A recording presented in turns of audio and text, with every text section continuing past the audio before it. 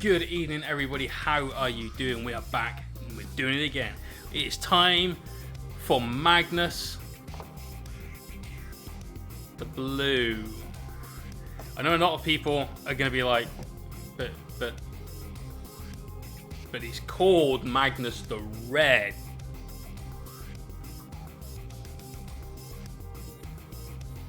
He was blue first. He was blue way back when. Way back when. Back in the days of Epic 40k, you had a Magnus miniature. I'll grab a photo. He was an awesome mini. Now, by today's standards, he looks pretty bad, let's be honest, alright? Let's be honest here. By today's standards, this is not a good looking mini. Back when he had both eyes, no. You know nothing. This was the old Magnus the Red mini, with the full mohawk and beard ensemble. Got to admit, we've got Magnus the Red, who's great, obviously, but he's kind of that, like, grab that mohawk emote, get that going on. So we're gonna paint this guy blue. Now we're not gonna do the wings the same color as this. We're probably gonna do the hair the same color, but we're probably not gonna do the wings the same color. Ink Talk, happy birthday to you. How you doing, buddy? That's 2 birthdays in 2 streams. That's amazing. Yeah, it's you today, and we have Danny. I'll print you one on Tuesday. But this is the inspiration for how we're going to be painting this guy. So all I've undercoated so far are the areas of skin. Now, there's one area of skin that I haven't undercoated. On Magnus's hair, the bottom part of it locates just inside the head. And it's at the back part of his head and the top of his ears. You know, that bit we'll have to just blend in by hand. But everything else we want to do with the airbrush. We want to make sure we've got a really, really sick set of blends on this guy. And so because of that, we're going to start off with a white pre-highlight. We're going to do something a little bit unusual with it. We're going to do our pre-highlight the same way we would do any kind of pre-highlight. The bit after that is where it's going to start to get a little bit weird. Because rather than just put down one colour, you're right, we've got our dark bits, we've got our light bits, and that's it, we're done. We're not done. We're going to put down our mid-tone over that white highlight. And the reason we're doing that is because there's such a large area on this dude. Music stop. There's such a large surface area on this guy's skin. We need to be sure we're going to get our blends all the way through. Now, a load of this guy is going to be covered up. We're going the full armor, the robes, the nipple horns, everything. So we don't need to do the thighs, don't need to worry about the shins. There's loads of that we've got absolutely no need to touch whatsoever. Like, you won't see most of his chest. You'll see from about here upwards. But the areas that you do see, I want this to be absolutely perfect. This is for Rocky, one of the longest standing members of this community. And so as a result, we're giving our all to this. You just have to paint this while I'm working. That's fine.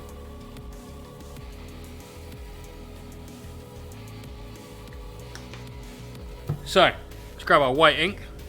Also tonight, I just realised I've got a glove on, so the fingerprint ID is not going to work. Also tonight, we're doing the list review for this weekend's Bad Luck Brawl. This will be possibly one of the last 7-man plus tournaments that are going to happen for a while. So, yeah. Glad that everyone that wanted to come actually get a ticket. Even the guy that was on the reserves list got to turn up. So, we're good. going to be a great weekend. I'm really looking forward to it. So, just have a quick chat about the way we're going to do this Zenithal, and then I can get on with that while we go through the first list, which is a Slanesh Emperor's Children list. The areas that we need to hit the most are obviously the ones right near the top. That's where it's going to be the biggest effect. I also do want to make sure that the feet get a fair amount of brightness on them, but everything sort of in between, most of that is going to be covered up by body armor. Like I said, the thigh and the calf will be. On these, it kind of comes round the front and just covers the first part of feathers on both sides. But obviously the calves, they need a little bit of a highlight. The tail, same. But we want to keep the brighter points, so everything from about here upwards, absolutely on point. Danny Tubbs, how you doing, Matt? So, spraying from a distance with thin 50/50 flow improver to Dalarani white ink. I'm going to be relatively generous with our definition of a Zenithal for this. We're going to get a good set of coverage. And the reason for that is we're doing something slightly different, like I said, with the step that comes after this. So, let's have a look at Andy's list. So Andy is running Chaos Space Marines from the Emperor's Children.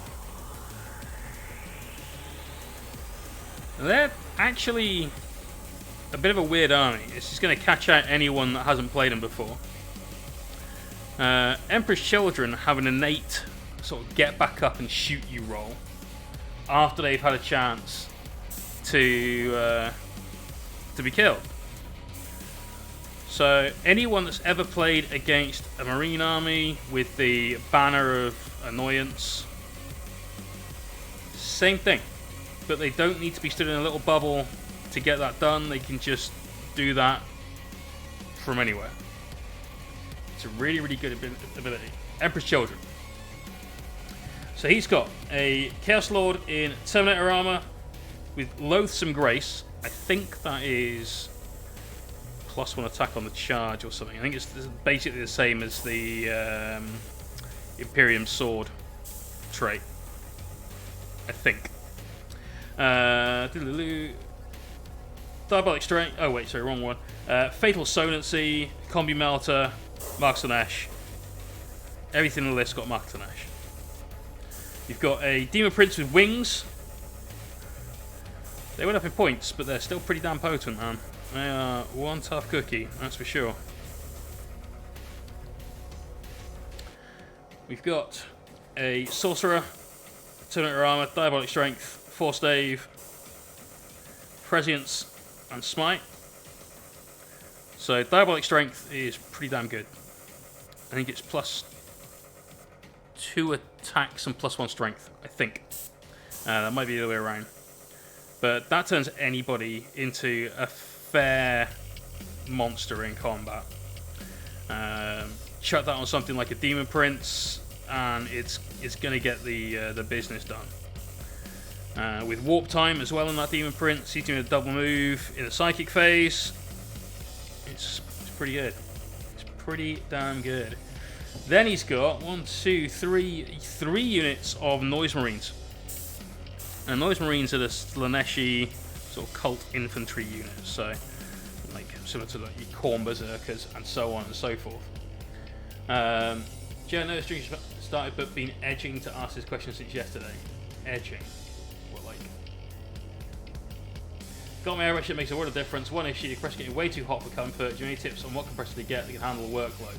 The compressor that I use that has no tank, which means it runs constantly, and ran for a pretty damn constant 16.5 hours on day 1 of the Necronathon, is the Iowata Silverjet.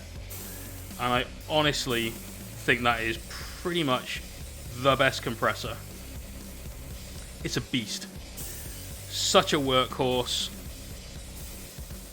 Couldn't ask any more of that thing. It just continually delivers.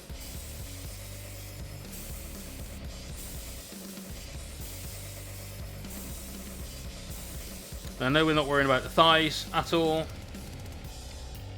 But just want to make sure we get a good line on those calves. This guy definitely doesn't skip leg day. Look at those calves. Andrew, how you doing, man? Your parcel went out today. It did miss the last post. It's gone special delivery, which means it should get to you on Saturday.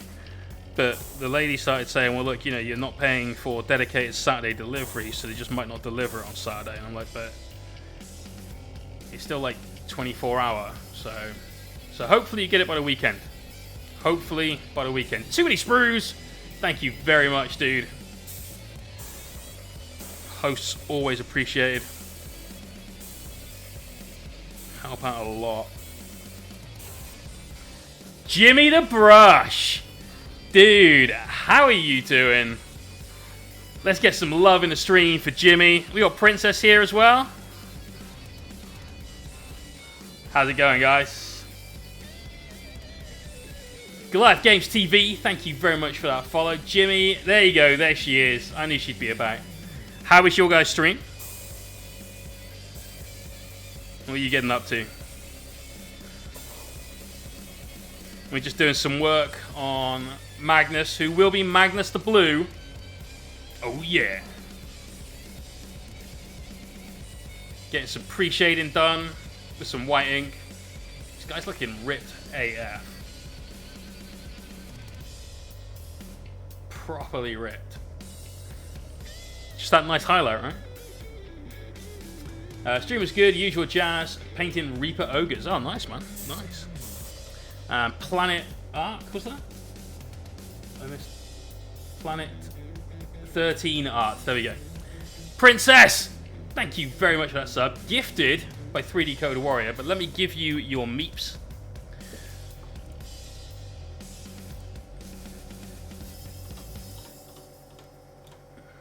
Oops. There we go. There you are. You've got some meeps. Come the end of the stream, end of the month stream, you can use those and possibly win a £50 hobby voucher. So you've got to make sure that Magnus gets the correct amount of highlights on all of these to establish those values. He's got a lot. This guy does leg day. All right, definitely does leg day. You've been painting metal dice. Nice. Have you got like a way of protecting those when you roll them, or are these like a decorative thing?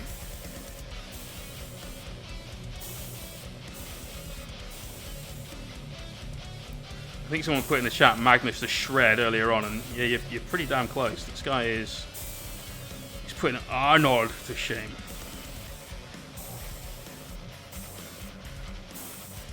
So still feathering this in.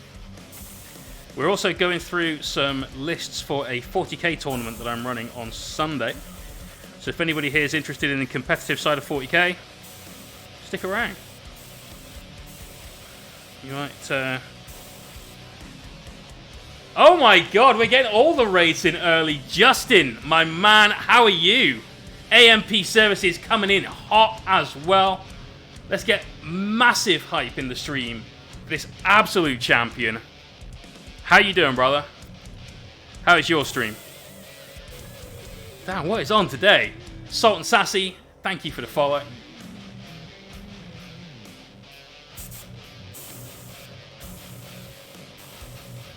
Just had a raid off of Jimmy and Princess. Now AMP Services are here. This guy is a baller. One of the most positive people on Twitch. Everyone should give him a follow. Most of you are already following Jimmy, I'm sure. Make sure you do that too, though, if you're not. I'll do too bad. Get ready to head out to work. End the stream early so I can get some extra work in with slam doors from Labor Day weekend. Oh, I'll bet, dude. I'll bet. Yeah. Good luck with that. Take it easy. I'm doing grand, man. Honestly, I've got literally zero to complain about, which is rare air. I mean, that never happens. But... yeah, couldn't be happier right now.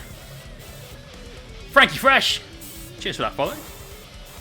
I've wanted to paint Magnus for years, but it was always going to be one of those things that I'd need to as a commission rather than like, just start a Thousand Suns army, because frankly, absolutely no way am I painting all that trim on a regular Thousand Suns army. Dude, that Necron army, I love it. Scarabs on the top shelf, a full phalanx of Necron loveliness right there.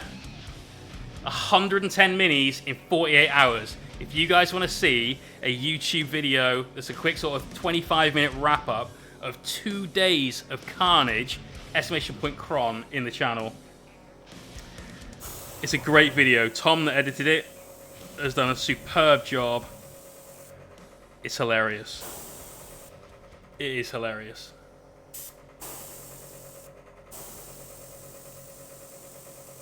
Right. I'll pop this guy down for a sec. And we'll just do the face while that cures. Make sure there's no other areas there that need a little extra going on. Pale Sorcerer! I mean, talking of Pale Sorcerer, right? Thank you for that follow. It was a big challenge. You know, we try not to do things by halves.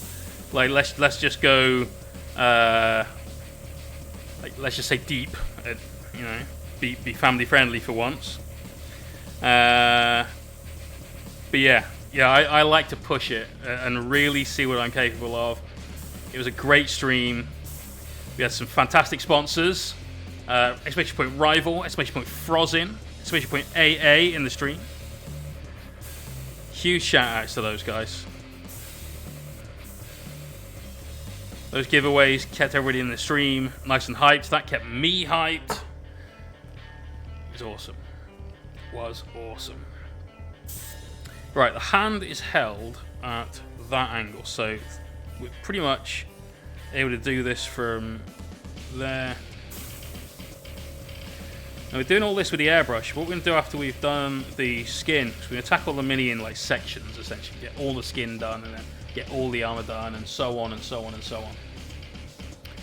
I'm going to take some masking fluid and just mask off the hand, I think. Because I want to be able to use the airbrush all over this guy. I mean, the sword is just begging for some of that epic power sword style that we put out here. It's got to be done, man. Absolutely got to be done. Pale Sorcerer, hang on, I bought an airbrush 3 weeks ago and not had time yet. I went Saturday for a test. Oh, mate. Airbrushes are one of those things that when you get them, if you enjoy it, Chav Hunter 86, thanks for the follow. You're like, why did I not do this? Insert X number of years ago. Yeah, it's got to be done. Johnny, as in what? Tall Johnny.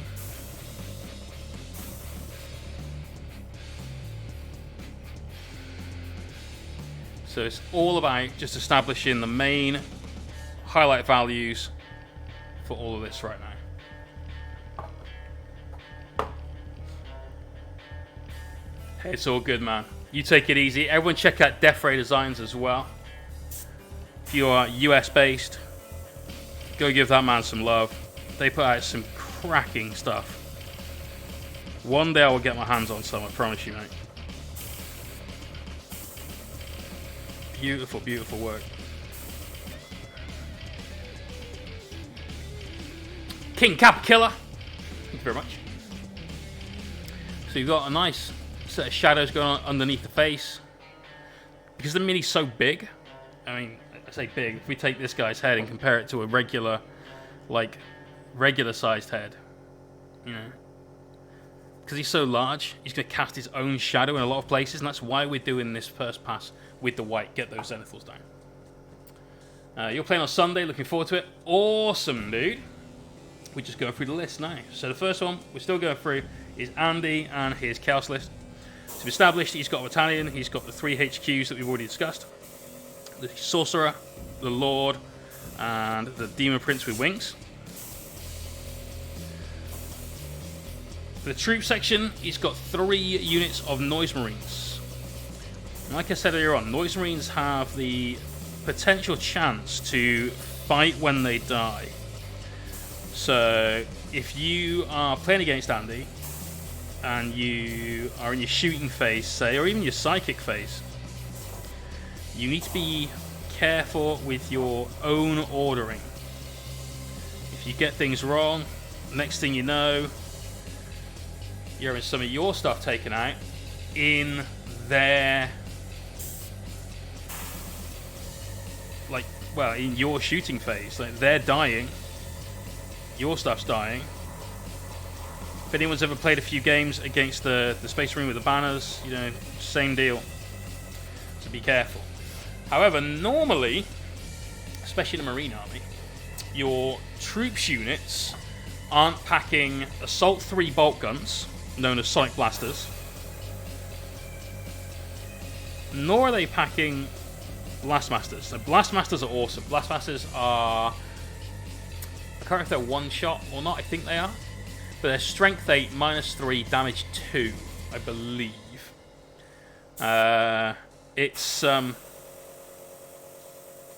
It's a decent gun. It really, really is. And that can threaten a lot of like light tanks, heavy infantry, all of that. So you need to be careful of that. We've then got some Greater Possessed, 2 of them. Some Actual Possessed with the Icon of Excess, 2 units of 6. It's going to be a bit rough, that unit of 6. Drunk Mystic, what up, dude? Stream's going well. What's the limited edition numbered wooden block for, aside from now being a paint handle? So this is the 2013 Camacho Liberty Series cigar. These are sold in like boxes of 20. Sorry, coffins of 20. That's the technical name for a cigar that comes in its own individual wooden box. And I believe they're released on or around Independence Day. I believe.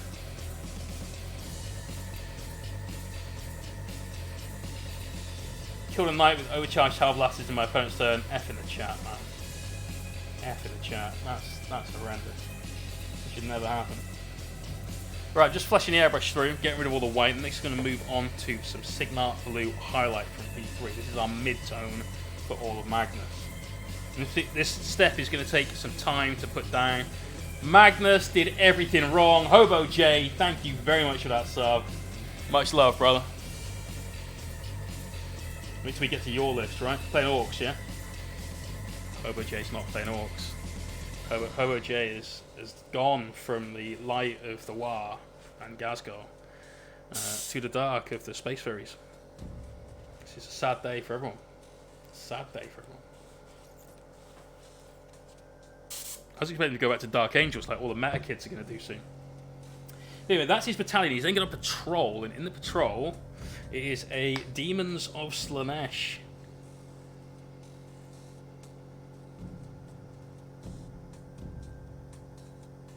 Sorry, one sec. Just going to make some very, very thin blue paint. He's got... I've missed something, actually. He's got... I can't remember the last time I saw this on the table at all. He's got 3 Chaos Rhinos in the list. Who knew that they were still a thing? Apparently, Andy thinks they are.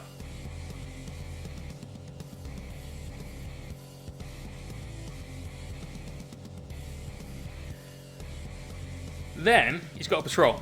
He's got a Slaanesh Demons patrol. This is horrible. This is so horrible. In his patrol, he's got 2 Keepers of Secrets, both of which are exalted. Which is... They're gross. We always strike first on them, and the fact they're crazy fast. God damn, they're good. They can't take the hits very well, but boy, can they dish it out. And a unit of Demonettes. So because it's a pure Slaanesh detachment, they'll get that always strike first. Yeah, they're solid. They are solid. If you are playing this list and you have the opportunity to take those out early, then you definitely should. Right, I'm just going to grab the hairdryer, make sure all this is completely cured through. Meanwhile, let's read Mr. Ben Free's list. This is Nurgle Ben, my housemate Ben. So he's obviously playing Death Guard, and he's playing the Mortarians Chosen Sons version of Death Cup. Demonettes are quite useful. They are cheap. They really are cheap. And because they're on small bases, you can hide them really well. They fill out detachments really well to keep yourself to Ash. So yeah, they're all right. They've got obsec too, so you know, not shit at all. So in Ben's list, he's got the Lord of Contagion. He's got Plague Reaper. He's got the Harbinger of Nurgle, so he basically counts the Chaos Lord. We've got 2 Malignant Plague Casters. One with Miasma and Gifted Contagion. The other one with Putrescent Vitality and Blades of Putrefaction. And a Wormspitter Relic. So that is, I believe, the stick that if you roll a 7 or more for a Psychic test, in addition to whatever your spell does, nearest enemy within a distance takes a mortal wound. So Smite is doing D3+1, things like Gift and Miasma and all that you want to cast, and you really want to cast those. You're still getting a little bit of offensive output as well, so that's cool. He's then got 2 units of 10 Plague Marines. Units of 10 Plague Marines. We've got Plasma Guns on the champs. We've got some Blight Launchers in there as well, so they're good. They get that poison keyword. And then he's got a unit of 20 Poxwalkers. 20 Poxwalkers. Oh yeah. I believe with Slaanesh, that's just the mirror, right? The contorted epitome, I want to say. I don't think the regular Demonettes get that. Witches get it, like Dark Eldar Witches, and they obviously look a little similar. Oh, that's it. That's it. Wormspitter's the pistol. Yeah, that's it. So with Wormspitter, you shoot something. As long as you score a hit, and it's a 15-inch range pistol, so it's got a little bit extra on it. As long as you score a hit, the target becomes corrupted. What that means is that every weapon that hits it afterwards gets counted as a plague weapon. Which, when you've got Arc Contaminator nearby and you can reroll all failed wound rolls with plague weapons, is super, super good. Then Ben's got some Terminators. He's got 2 units of 5 Terminators with a flail in each unit. Gotta have those flails, man. Flails are so good. Right. Let's talk about blue quick. We've got some very thin blue. We've gone slightly over 1-to-1 with Flow Improver. This is our mid-tone. We need to get this all over everything we've just painted, so that there's no trace of white. It's got to be a solid blue coming through. So we're just going to lock our needle into position and just take our time with this. We've just done that entire first step with those pre-shade highlights. We need to make sure that we did that step for a reason, and we don't cover it all up with this by just blasting it all over. But everything must be blue. That's all. So we can just keep going through Monsieur Ben's list. We've got a Foul Blight Spawn. Foul Blight Spawns are pretty goddamn epic, let's be honest here. That Flamer is gross. Super, super gross. You can no longer roll a dice for the strength of it. You can reroll the number of shots, but you can't reroll the strength using a CP. There is a relic that you can give it, but Ben hasn't gone for that. So, get a nice blue, and we're not going to keep a thick coat on this. We'll come back and we'll touch up any areas that need a little extra love in a second. Let's do the hand, and then we'll move on to Magnus himself. He's got a Noxious Blight Bringer. Blight Bringer. Fucking hell, that took a sec. It's the Bellman. So this guy, with the larger units of Plague Marines, mean that you're going to get those grenades being thrown out all over the spot. It's going to be good. It's going to be good. I've been on at Ben for ages to run this. The grenade bomb, ideally with 20 Plague Marines. He's still not running 20, but it's a start, right? It's a start. I want to see 20 of them in a Forge World Spartan with a Chaos Lord, or you know, the big axe slinging man that you can have instead. 3 Smelly Flamer Men's, and then of course all of the extra buffs. We've got a Plague Surgeon, and this is the linchpin of this list. Is the Plague Surgeon. Cheeky red wash, Magnus purple. Hell no. All about Magnus the Blue, man. Except no substitutes, just Magnus the Blue. So Plague Surgeon, this is the thing, right? Death Guard are disgustingly resilient. Not a better name for a rule has ever existed in my eyes. So Plague Surgeon, units within 7 inches of him get to reroll 1s and 2s for their Feel No Pain. 1s and 2s. Now, Plague Surgeon has the Umbilical Narthecium and Hypertoxic Tinctures. I forget what one of those does, but rerolling 1s and 2s is the thing.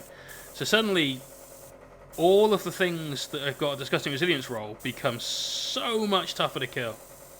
Because half of their failures, you get to try and reroll into successes.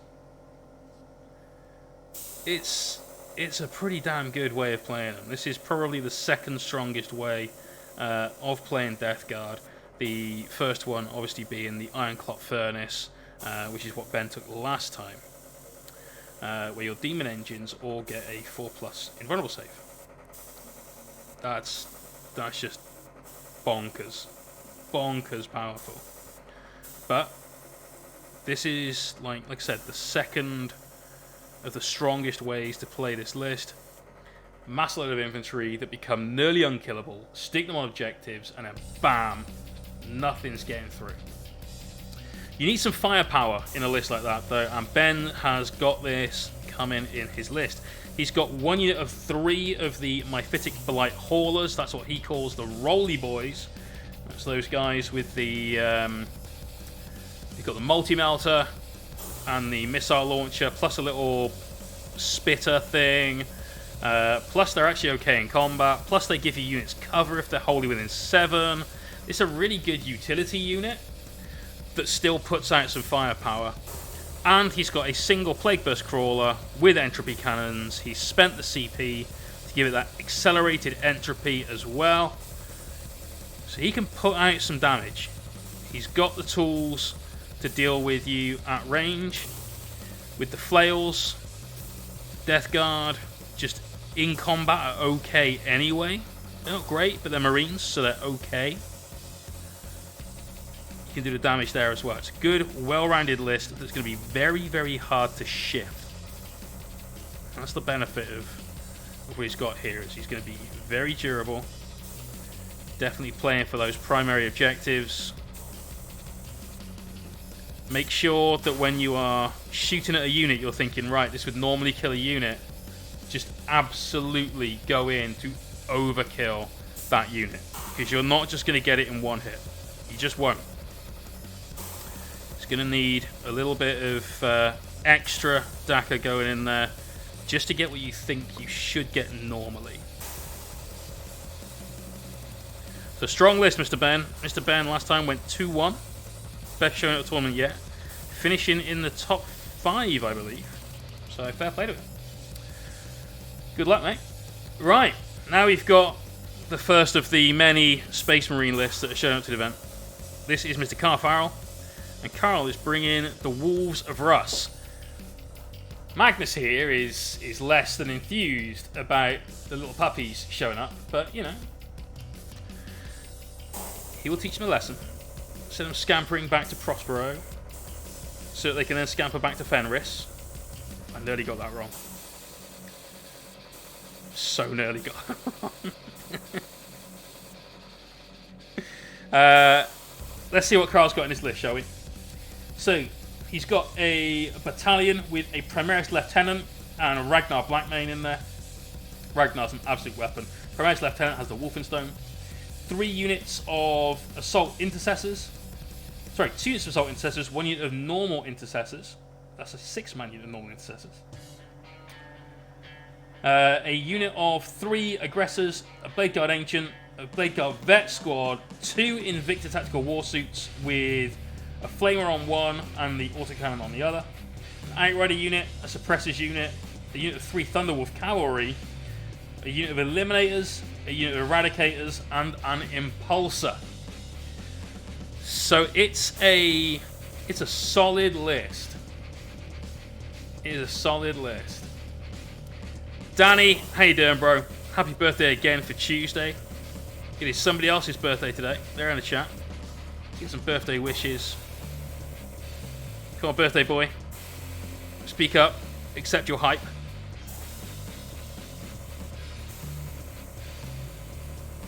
Hype shall be given.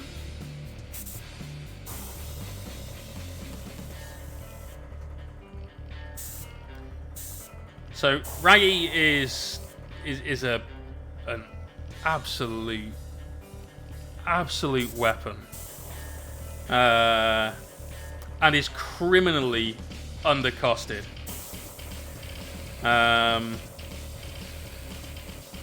So on the charge, he gets 10 attacks, right? 10 attacks on the charge. Okay. I mean, he hits on 2s, he rerolls 1s, he strikes at strength 7, -3, 2 damage. So this guy's ripping tanks apart. If you've got a mid tank like a Dreadnought, or a light tank, maybe like an Invicta, maybe like sort of Dark Eldar stuff, you know, he's just going through it. He will go through bone like butter.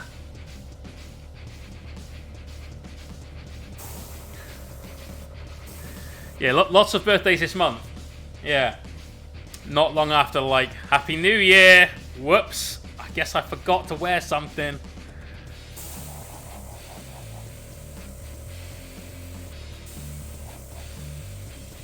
Everyone towards the start of the month. Someone got too drunk on New Year's Eve. That's the story of how you were conceived. Right there. It's your birthday on Sunday as well? Nice, mate. Nice. So this is a strong list. We've got Invictors for some early board presence. We've got Aggressors, help clear out some chaff. We've got some of those new Primaris units, the Outriders, Eradicators. There's some good shit in this list. And you've got to get through all of that before you get to Ragnar. Because whilst he's going to come at you like a fucking missile, he's still going to get you before you get him. You just got to realise that you're going to lose something to him.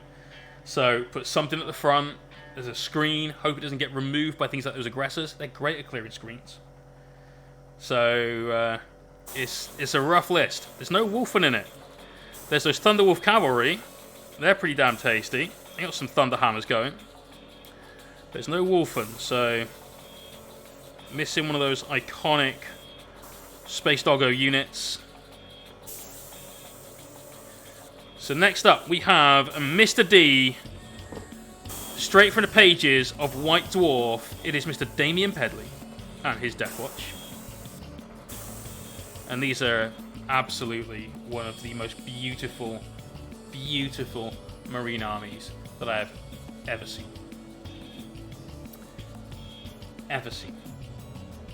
I mean it. I genuinely mean it. The level of detail, every single mini in this army is basically a character. There's been sculpting, there's been conversions, there's been freehand all over. A lot of the chat have seen Damien's work. You guys know I'm not talking him up for no reason. This is a gorgeous, gorgeous marine army. But he's playing the Death Watch. The Death Watch. That's my friend Sean would say. A Death Watch. So he's got a single battalion. He's controversially. This is controversial. Don't want to alarm you. I'm not doing any more of the rip-off Tabletop Tactics lines. This is controversial. And this is alarming. Damien's HQ choices, his entire HQ choices for the army, consist of 2 chaplains and a librarian. No master, no watchmaster, none of that. No, not up in here now. So that's already a interesting set of choices. There's a lot of rerolls there that you suddenly not got access to. Check out DP here. I mean, careful with that. Careful with that. Alright, that's... Wait. God forbid we get someone called, like, Chris Pratt or something in the stream. Those abbreviations, man, they don't necessarily always mean what you think they mean. So 2 chaplains. One's got the recitation of focus. One's got the catechetism of fire. Usually known as the +1 to hit and the +1 to wound litanies. I swear there are about 3 people that actually know their names. He's then got 4 troop choices. The first 2 are the same. It's a unit of 10. 5 intercessors, 5 aggressors. There's a lot of ablative wounds in there. A lot of ablative wounds before you start getting through the 5 aggressors in each unit. What? Ugh. Gatling Cannon Go Burr is about the best I can do with this unit. This is just horrible. Thunderhammers on the sergeants as well, so it's not even like you're getting the smallest of breaks in combat. That is a lot of heavy hitting stuff coming your way. Let's hope you get the charge on those Space Wolves lists, mate, because you're going to need to do the damage on a turn you go in. We've then got 2 units of 10 intercessors with Stalker bolt rifles. So just in case he decides, you know what, I actually just don't need to wound you on 2s, I'm just going to fire it normally at -3 AP in turn 1 at damage 2. There is a Blade Guard Ancient in there. Here in the chapter, Watch Eternal. I have no idea what that does. No idea what that does. And then, one of my favourite things in a Marine Codex right now. Someone that is unloved, unappreciated. Someone I've said is very strong since the absolute start of his data sheet being leaked. Someone that the competitive scene is now finally starting to come around to. He's got a Judicia. He's got a Judicia. IR, you gone. I probably completely butchered your name, but thank you very much, dude. That is the nicest thing anyone has said to me today. Super appreciate that, man. Thank you. And welcome to the stream, dude. Right. Pretty sure we're good with the blue on Maggie. I'm just going to give him a quick go with the hairdryer, cure everything. We'll double check the head and the hand as well, just to be sure. So you've got Blade Guard Ancient, a Judicia, and 2 Relic Contemptor Dreadnoughts. And they're fully kitted out. They are fully kitted out.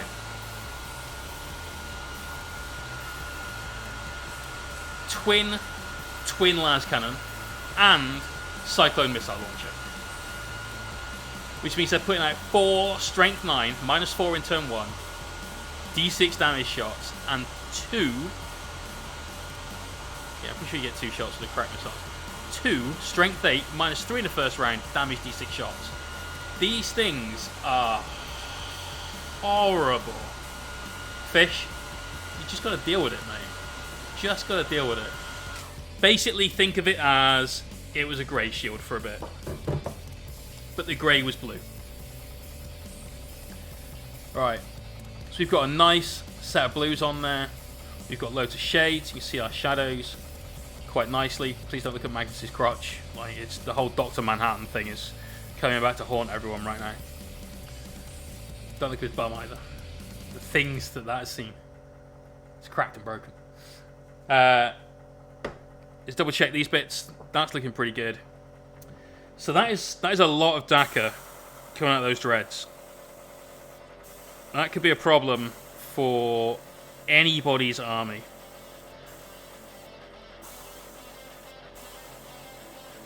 With no rerolls there, maybe he gets unlucky. Maybe he gets lucky. Good list there, Damien. I'm hoping we get to play a game. I really am. So here's Jake's list. Jake accidentally submitted his list wrong, so I fixed it for him. Jake submitted his list of Space Wolves, and I know he plays Orcs, so I've rewritten an Orc list for him. He's got a Warboss on foot. He's got 2 Weird Boys with Warphead. He's got 120 boys and 60 Storm Boys. That's kind of the list. Jake, get it ready. That's what you're playing now. No, unfortunately not. Jake has decided that he wants to win games more than he wants to have fun. And so, he's playing Space Marines. He's playing Space Marines. I feel like we have lost a brother. Let's get some F in the chat for Jake, who used to be a fun player and now is a filthy meta-chasing son of a bitch. Getting his Space Wolves on. What can I say? No one is as disappointed as you will be with yourself. So, here goes Jake. We've got a battalion coming in. We've got a Primaris Wolf Priest. That's basically a Primaris Chaplain. He's got Ragnar Blackmane, because so is everybody else. And he's got another Wolf Priest. Now the normal Wolf Priest has got a Jump Pack. He's got a Jump Pack Slapling and a Primaris Slapling. I don't know what any of the bullshit Space Wolf things mean. He has Exaltation of Rage. We know that one. That's the Chaplain power. Saga of the Bear, Tale of the Wolf King, and a Lord of the Deeps. And a Wolf Tail Talisman. Basically, it sounds like he's got a Lucky Rabbit's Foot and a storybook. He's got a bedtime story and a little fluffy bunny foot. That's it. That's what he's got. Still on Hypeback Tuesday. Good, man. Good. Hope you're still hyped up about our non-metallic metal painting class we're going to do. So what we're doing now is we're just coming in and we're making sure that no area is a little bit pale. These calves, you can just see much of the white still showing through. So we're just coming back in with another coat of the blue. We don't want any part of this to be like desaturated. Even the dark areas, we'll see what's going to happen with those in a minute. We're going to darken those right down. Provide some extra shadows on this guy. Then we're going to get our light highlights down on top of this. So he's going to get brighter. He will definitely be brighter than this in places. You know me, we're going for that maximum contrast. As always. So you've got a second Wolf Priest that has Tale of... Can you use Hero of the Chapter to give a Warlord trait that you've already given?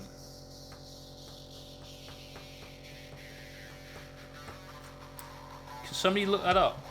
I don't think you can duplicate Warlord traits. And I'm guessing Tale of the Wolf King and the Lord of the Deeps is one of the Warlord traits. And that appears on both the Primaris Wolf Priest and the regular Wolf Priest.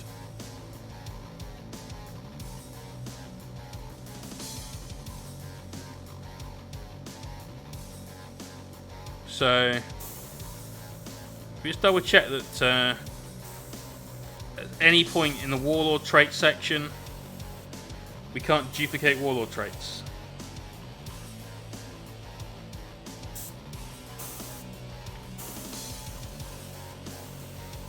I'll take your word for it for now. But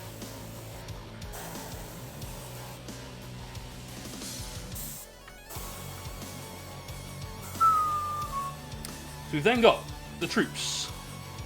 2 units of assault intercessors, 2 units of incursors, and then here comes the pain. This is the pain train right now.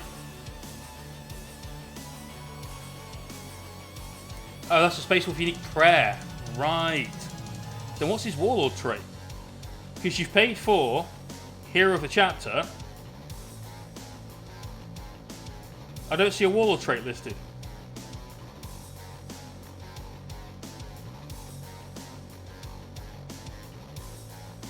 So where's your Warlord trait, Jake?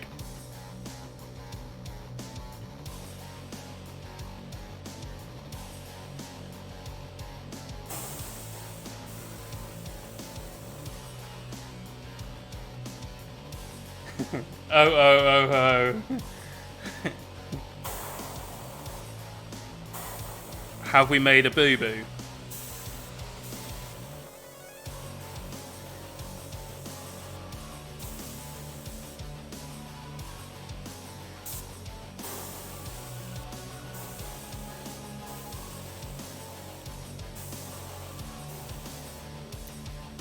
Let's get the rest of his list. This is the pain train, like I said. There are 3 units of Wolfen. 1 unit of 6, so 5 Wolfen with Thunderhammer and Storm Shield, and the leader with Frost Claws. 2 units of 8 with 7 hammers. Ugh. Wolfen are evil. These are what Khorne Berserkers really wish they could be. Like, really, really wish. Pray to Santa and everything they wish that they could be.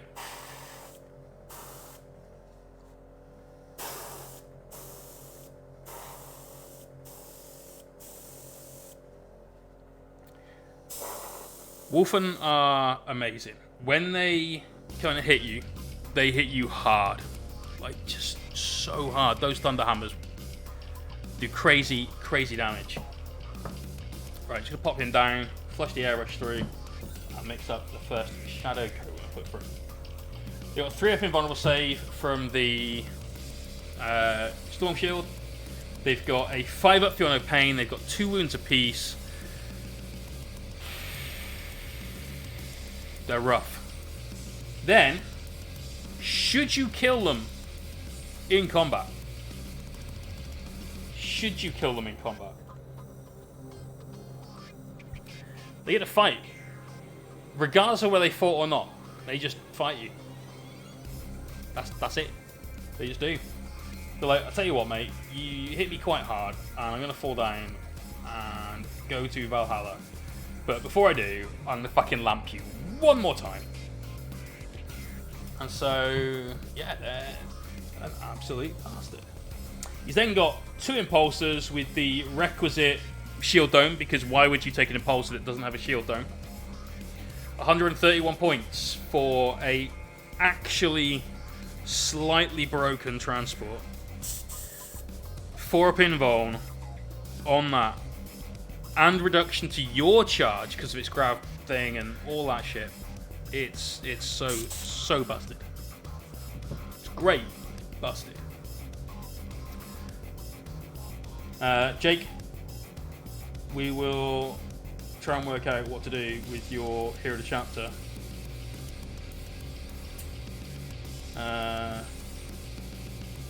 Might be random each game. We'll see. Okay. Right, moving on. Let's get some more of that blue, some bleak, and some flow improver down. Again, keeping this super, super thin. We're actually going to go 2-to-1 flow improver to paint ratio.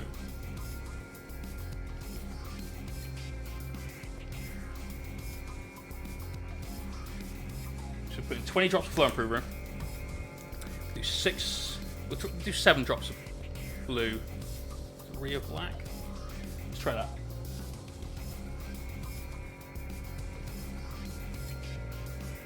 So this is James's list. James is bringing Grey Knights. Love some Grey Knights. Absolutely love some Grey Knights. And he's gone deep with his HQ choices, and I love this. Absolutely love this. We've got a Grandmaster Nemesis Dread Knight, and for that, sir, I toast you.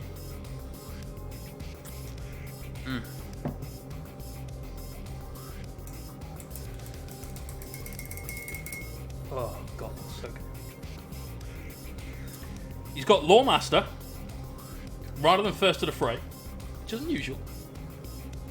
But again, a heroic choice.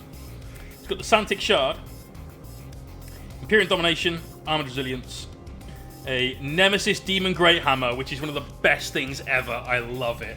It's a Thunder Hammer as large as a bus. He's got a Chaplain with Warp Shaping, Invocation of Focus, and Recitation of Projection. That was a mouthful. And then he's gone big. He's gone big. He's gone big with the smallest Terminator in the world, Lord Khaldor Drago. Drago is a weapon and a half. When he gets in combat, the Titan Sword just punishes you. Nalindi! How are you doing, though? Good to see you. We're painting Dr. Manhattan from Watchmen. We're actually painting Magnus the blue, because he looks way better blue than he does red. Right. We're also talking about some 40k competitive lists. So, if that piques your fancy, stick around. So we've got Drago, a Chaplain, and the Grandmaster Nemesis Dread Knight. Epic set of characters there. Hero Hammer at its finest. At its finest. Love it. We've then got no strike squads, and I love this. I absolutely love this. I think this is probably a good way of playing Grey Knights. He's got a unit of 10 Terminators, a unit of 5 Terminators, and a unit of 5 Terminators. There is no power armor dudes in the troop slot. It's just Terminator armor. Leaning on that super tough set of strats that they've got to really try and outlast people. You've always wanted to do Magnus the Blue. Me too. This has been like 3 years I've wanted to paint this guy, and I finally got commissioned for it. And my client said, I'll tell you what, you can paint it however you want. I don't care. You paint it how you want. I want it to be your version of Magnus because it'll look great. I'm like, can I paint it blue? Yeah. Woo! I'm so excited. So excited. Target number 4. Your winnings went out today.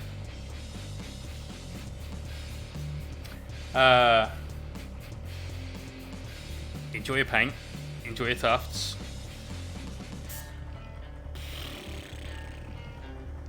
Never sending some of that to Canada again. We've then got 2 apothecaries. One with a warding stave, one with a force sword. Missed a trick there. For some reason, Grey Knight apothecaries have weapon skill 2. No one knows why. It could have been a misprint that was like, fuck it, we'll leave it in. Because when you give them a Thunder Hammer or a Demon Hammer, they hit on 3s with it. And that's a really, really good use of points. But we haven't got one. It's okay.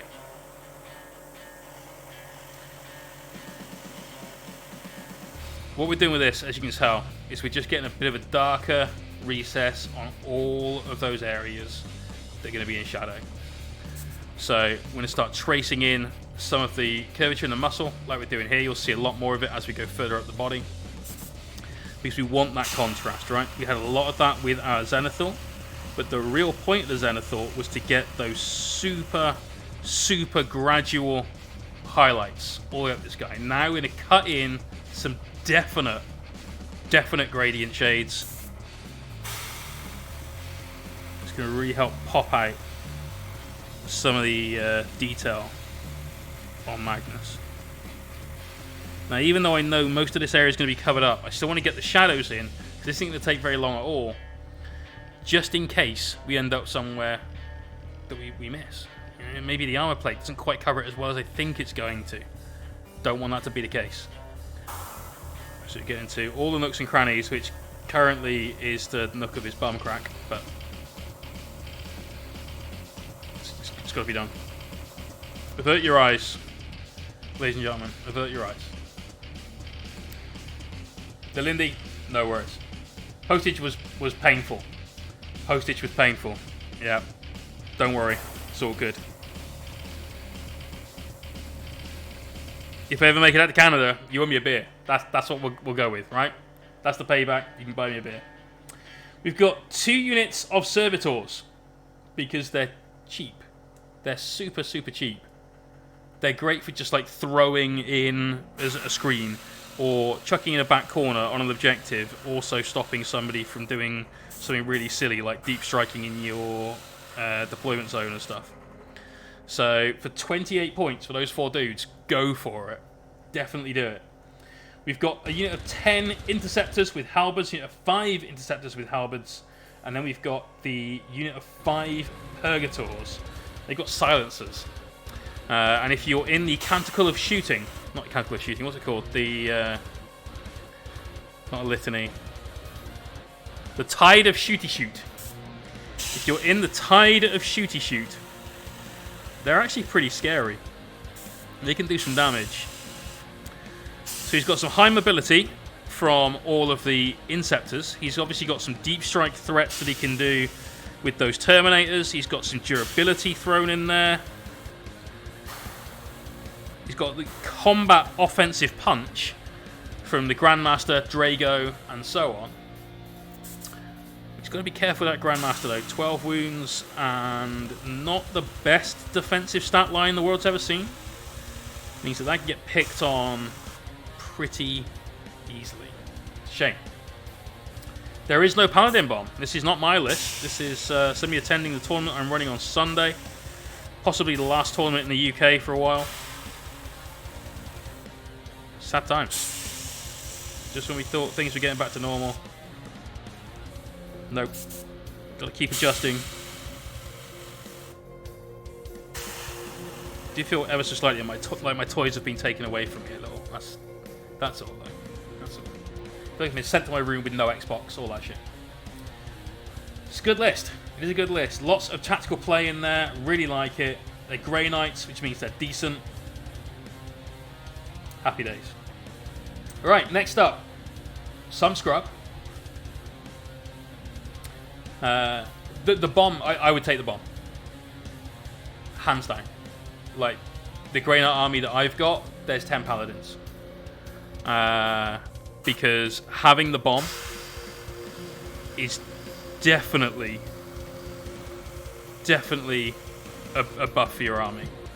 You've got 10 bodies that are super durable. Really durable. Like, chuck Sanctuary on them. You've got things like your -1 damage strat, all that. You can move and shoot in your psychic phase. Sorry, shoot and then move, I think, in your psychic phase. There's so much you can do with that unit. And because a lot of your buffs come from stratagems and psychic powers, you get a massive amount of efficiency out of it. So I'd always take the Paladin Bomb, but it is, the way I would run mine, 580 points for those 10 dudes. 580 points. That's a big ask. You know, you've got to know what you're doing with them. You've got to have a plan for it. You can't just chuck them in your list and hope for the best. You've absolutely got to be on the money with it. No room for fuck up. Right, just going to get in gap between the calf and the thigh. And I'm going to talk about the next list, which is some scrub playing Knights. This guy's clearly got no idea. Knights are not a competitive list at all. Can't play Knights in competitive 40k. He's got 3 Knight Crusaders, all of them kitted out in a nearly identical fashion, with Thermal Cannon, Avenger Gatling Cannon, Ironstorm Rocket Pod. Just cleaning the tip on the airbrush. Ironstorm Missile Pod. And one of them has a melter gun instead of a heavy stubber. He's then got, 2 Halverins and a single Halverin on his own. That's it. This is a terrible list. It's never going to win any games. Can't play knights with knights. Let's move on. I'm hoping for at least 2-1 this time. We went 3-0 at the last RTT we played, and that included a win over world champion Marcus Hinson. Go Team England. Hoping we can do it again. Hoping we can do it again. Right, let's just carve some shadow and some shapes into Magnus's buttocks, as Forrest Gump would say. Right, and we also going to go to Joe's list. Joe is also playing Death Guard. He's also playing Death Guard. Second Death Guard list of the event. What am I playing? I'm playing the Knights list that I just talked to you about. And all joking aside, I feel confident in my abilities as a player. I know my list inside and out. I know the tricks to my list, because there are some. There aren't many, I'm not going to lie, but there are some. And hopefully I don't play against any of the Harlequin players that we've yet to get to, because they are going to hurt so much when I play them. It's going to be fucking horrible. But anyway, that is by the by. One sec. Come on, you fucker. Cool. So, we're on to Joe's list. Just getting a message from Jake.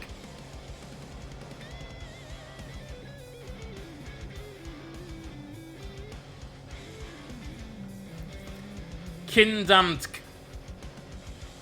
Probably not how you say it, but that's what we went with. Thank you very much for that follow. So Joe's got Demon Prince of Nurgle without wings. He's a walking Demon Prince. Saving himself a good chunk of points right there. Malefic Talon and the Epidemicist Blade. So this is the Plague Weapon Demon Sword, basically. It's not bad. Honestly, it isn't bad.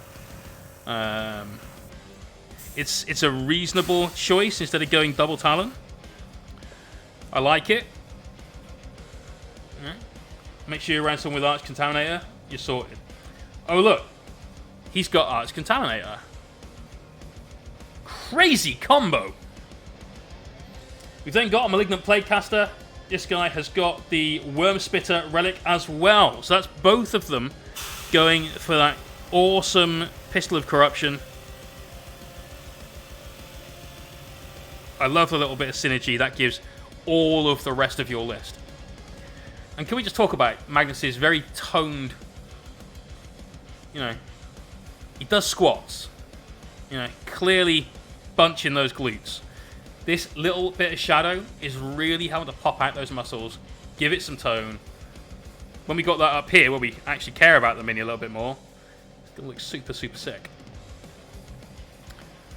Just brace this guy again when we get into this little thigh calf crevice.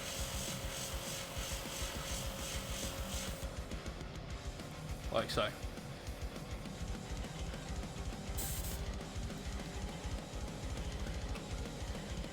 Looks like it's taking 1,000 Suns, a little behind Magnus the Red, and whole Legion is really cool. Me. I gotta admit, I'm not really into the 1,000 Suns much, but I do love this mini. I say mini, like, wrong word. It's like an action figure.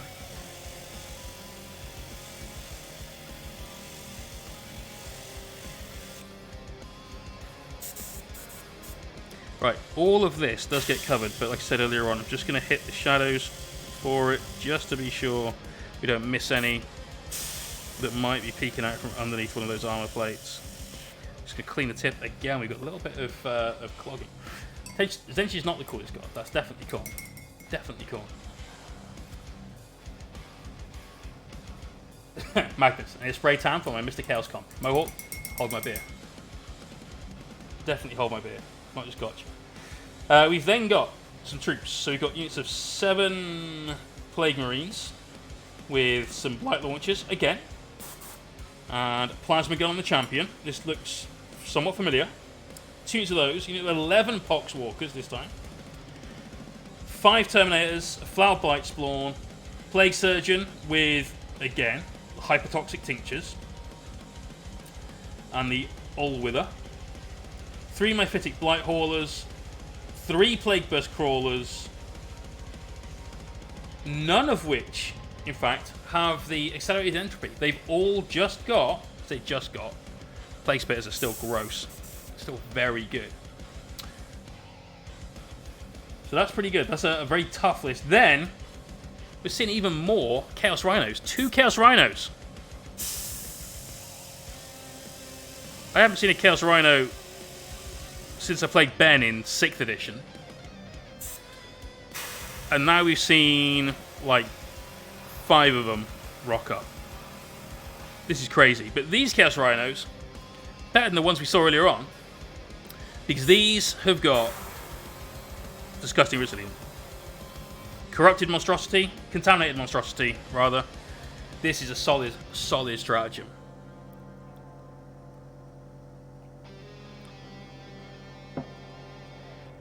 Magnus has discovered the source of Ultramarines power. Paint it blue. Right. Let's get into the upper body. So, strong list from Joe. I think it's a little weird that you've gone with all the demon engines that you've put in there, but not taken the Ironclot Furnace and the sort of Plague Vectorum, I want to say it's called, that would give you that. What am I drinking? It's apple juice, but it tastes crazily like Belvini Doublewood. Not sure how that happened, but no. Just apple juice.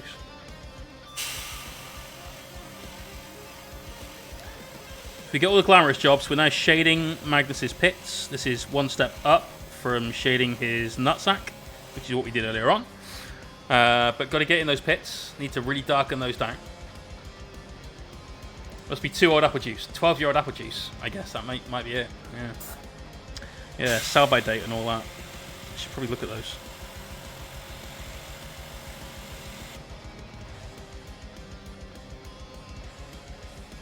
Alright. Let's get right in on the underside of this bicep. Really want to darken that down. The more shadows we put in, the better our mid-tone blue looks. We've got a highlight to go on this still. There's plenty more blue to do, but... King Kappa Killer. There we go, this is Joe. You know, didn't take Iron Clock because I haven't tried this play company yet. I think that's the same reason Ben's playing this one as well. He took that last time. I was like, you know what, I want a slightly more fun list. Just to try it out.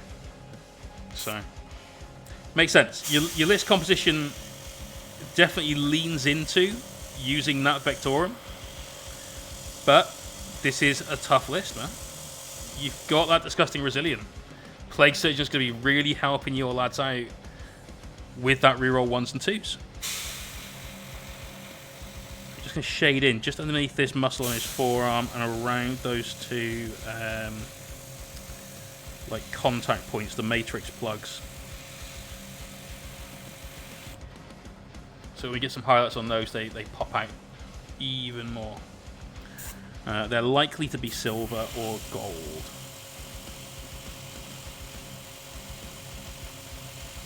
Possibly silver and kept really, really cold with it as well.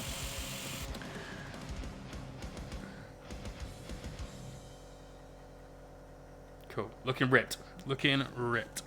Let's get in here on the lowest part of his forearm.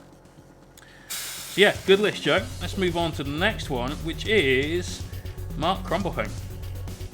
Now, Mark is arguably one of the best players I know. It's the Art of War 40k! You guys absolutely rock. Coming in here all the time, and we love you for it. Thank you very much. Let's get some love in the stream. All the hype commands. Smash the emotes. The guys from the Art of War. How are you guys? What were you up to this evening? Tonight we're painting Magnus the Red, and we're talking through... Wait, you just followed? Thanks. That's like the 6th raid I've had from you, and you've just followed, so I love it. Cheers. Welcome to the stream and all that jazz. So we're doing a list review of some lists that are coming to what could be the UK's final tournament this year, unless the COVID situation improves and we can have larger gatherings. This tournament I'm running on Sunday, the Bad Luck Brawl, held at Atlantic Games in Stroud. We're on to Mark Crumbleholm.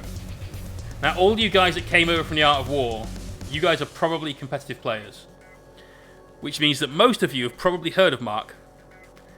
Mark is definitely one of the stronger players in the UK. Has many a first place finish to his name. And is a die-hard Eldari player. He's got it all. Harlequins, Drukhari, regular craft worlds. He's got a lovely Eldrad that I painted for him. But unfortunately, Eldrad isn't coming to this event, and I actually wish he was, because it'd be so much kinder than the bullshit that he's got on this list, right? So he's got 2 battalions, dual battalion in the army. He's got a Prophets of Flesh Cabal. No, the other one. Sarantis. This is like the 4th raid. Sarantis, absolute superstar. Thank you very much for that raid. How is your stream? Get some love for Sarantis as well. Absolute superstar. How's it going? So yeah, this is absolute Coven. There we go. Coven. I knew we'd get it eventually. It's not Dark Technomasters. It's Prophets of Flesh, and I'll tell you why in a sec. This is an evil, evil list. He's got 2 homunculus, one of which has Diabolical Soothsayer and the Vex Mask. The Vexator Mask is gross. You charge in and they go, nope. You fight last. You can do what you do. You fight last. And I believe you can't be overwatched as well if you're the bearer. So be careful of that. Be very, very careful of that. He's then got 6 units of 10 racks. That's it. 6 units of 10 racks. And everyone's going to be sat there going like, well, shit, where's the Talos? Where's the Grots? Protoss? Nope, none of the above. 60 racks. That's 60 toughness 5 models if they're sat in the right place, i.e. near one of the homunculus. 60 toughness 5 models with a 4 invulnerable save and feel no pain and objective secured. Remember guys, in 9th edition, you win the game by winning the mission. So you've got to get all of that off your objectives, right? And so people are thinking now in the chat, alright, cool, we'll shoot the racks, we'll kill the racks. They're tough, but I can put enough firepower in, it'll be fine! You know that strat that Orcs have got, where they can bring a unit of boys back from the dead for 3 command points, used once per game only? Well, Dark Cornucopians is the same thing, but for racks. And it's 1 CP, and they can do it as often as they like. So be careful about leaving 1 single rack left, because suddenly he comes on other side of the board, with all his mates back, on an objective, and you lose the game. So that's tough. That's why there's so many racks in there, and that's why you should be scared of that part. Second part is a Harlequin battalion. Fucking Harlequins. This is the Frozen Stars. The Frozen Stars get +1 attack on a charge, I believe. Yeah, pretty sure that's what Hysterical Fury is. He's got a... Frozen Stars. Oh, wait, that's his thing. He's got a Shadow Seer with Twilight Pathways. Twilight Pathways is so good. Move again in a Psychic Phase. It's so strong. Is it 2 CP, not 1 CP? Cool. So this is a Shadow Seer. Obviously, you need that in your Harlequin army. His little aura of -1 to wound is super strong, especially when your guys are toughness 3. It means that most weapons go back to wounding on a 3 or a 4+. Generally, if you're shooting at them with like your normal anti-infantry weapons, you're going to be wounding back on 4s. 5s if you guard, I guess. If you're shooting larger weapons, it's going to be 3s. So, Shadow Seer, super good. He's got a Troop Master. Troop Master has the pivotal role, Darkness Bite, and a relic, Twilight Fang, which means this guy basically gets 1 billion attacks. He gets a D6 Rob. Thank you very much for that follow. Welcome. He gets a number of bonus attacks equal to the battle round that you're in. So, battle round 1, then he gets 1 attack extra. Battle round 5, he gets an extra 5 attacks. The guy's a bit of a beast. Twilight Fang is a +1 strength power sword that I believe does damage 2. So he can shred a unit of Primaris Marines in seconds. Like, actually seconds. Just for fun. Shits and gigs. Bam. They used to be a unit, now they're at a unit. Daddy Tubs, we will probably be doing it. Depends on how long it takes to go through all of this. +2 strength. There we go. Makes him strength 5 from strength 3, I believe. Yeah, there you go. +1 Frozen Star as well. Banging. We've then got 1, 2, 3, 4 units of troops. Now, they're all armed basically the same. There's a couple of fusion pistols. There's a couple of kisses, some blades, and I think there's a caress or 2 in there as well. Yep. Then he's got 2 elites, a Death Jester and a Solitaire. Ugh. Ugh. The Death Jester hasn't actually got the thing that I thought he would have. So there's a pivotal role for... I forgot what it's called. It begins with an H. That means you can't fire Overwatch, and your movement is reduced as well, I believe. Instead, he's gone for Harvester of Tournament, which means every time he hits, he scores 3 hits. Now, Mark's got a little trick with this, which he'll explain to everyone pre-game. Humbling Cruelty, that's the one. But it means that he can use a strat to inflict mortal wounds, and it's just used at any point. So he can roll to hit, see what he gets on his hits, see if he gets mortal wounds, throw down this strat, and just like, bam. Jeff Dester can pick who he kills in a unit.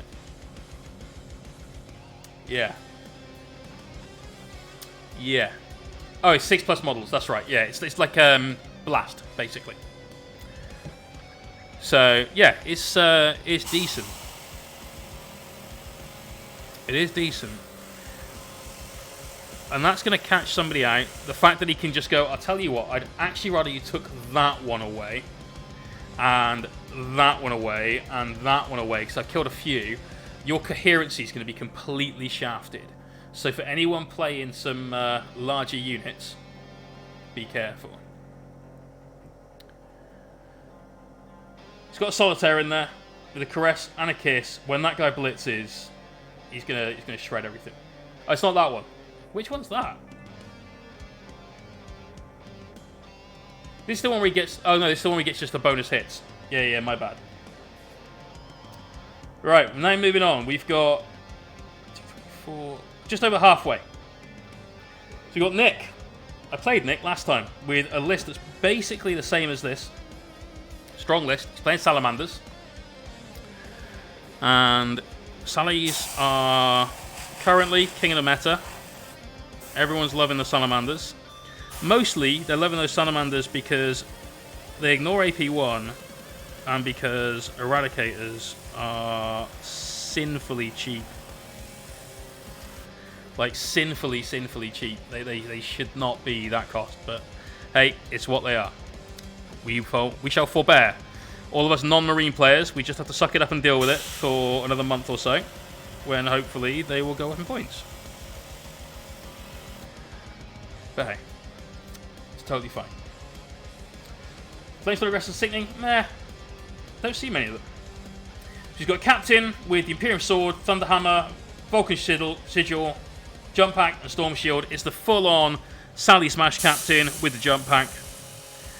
When this guy charges, he can drop the Vulcan's Stone, which means that he ends up doing something like 8 attacks with a Thunderhammer and just smashes something. He's a fucking weapon. Absolute weapon. So, gotta be careful with him. We've then got, this is a patrol. 2 units of 5 intercessors with Thunderhammers on the sergeants. Unit of Blade Guard vets. 2 Eradicator squads. 2 impulsive with domes. We've got then a second patrol, Chapter Master.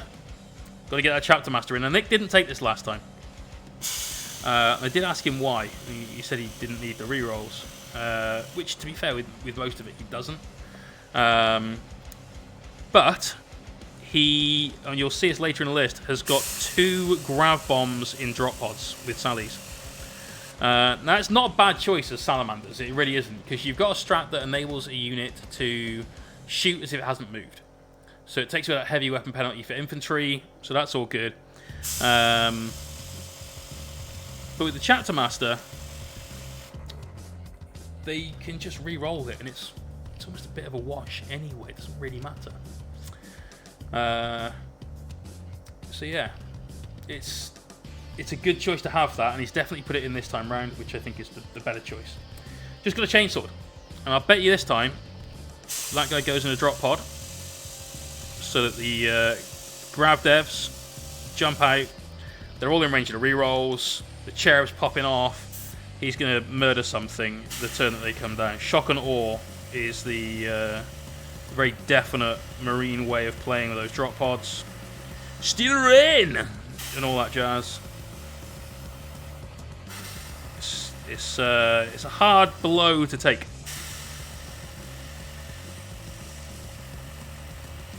Very much is. Can't really screen it out because they've got the range as well. So be careful with that if you play Nick. He's got a unit of 3... Oh, sorry, he's got 2 more units of incursors. He's got a unit of 3 aggressors, a unit of Blade Guard vets, and then those 2 Devastator squads with the drop pods. I think it's a strong list. I think it's a really, really strong list, and I think Nick could do very well with it. He went 2-1 last time after what he said was a disastrous game 1. I think he's refined the list. His issues were mostly that the grav bombs weren't really doing what he wanted them to do. And now putting that Chapter Master in for the rerolls, I think, has probably solved that issue. These guys are going to wreck face when they come in. It's going to be very, very strong. So, good luck, Nick. I think the reason why you didn't kill anything in the first turns was just because you're playing Salamanders that look exactly like Iron Hands, just without the logo. I think that's why. The dice gods were like, wah. No. But good luck, mate. Right, moving on to more Space Marines. Because welcome to 9th edition, which is basically like playing the Horus Heresy. That's it. That's kind of it. We've got... What chapter is this? Ultramarine Successors. Wow. Crazy. Ultramarine Successors. Well, I think it's just been played as Ultramarines rather than Ultramarine Successors. We've got a Chapter Master with Mastercrafted Stalker Bolt Rifle, Adept to the Codex, Seal of Oath. Seal of Oath is so good. Seal of Oath is basically old grudges. So you pick a unit and then you kill said unit. Anything within 6 of him, just like, yep, cool, we're rerolling wounds. It's really, really strong, especially against lists like mine with the Knights. It works super, super well.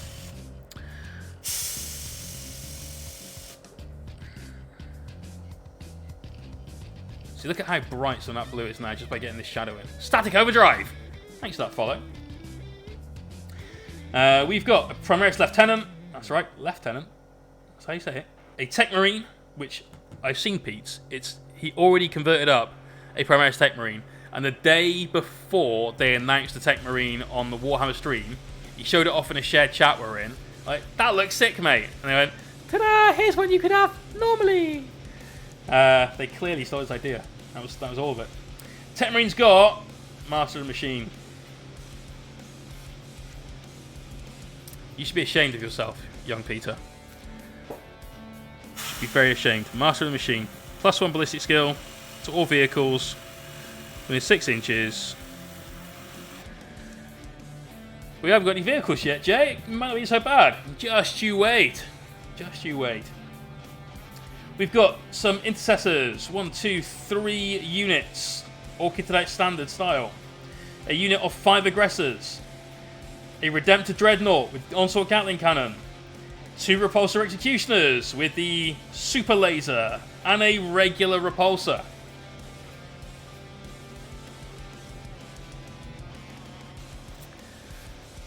It's not the worst list in 40k right now, but it's pretty grim.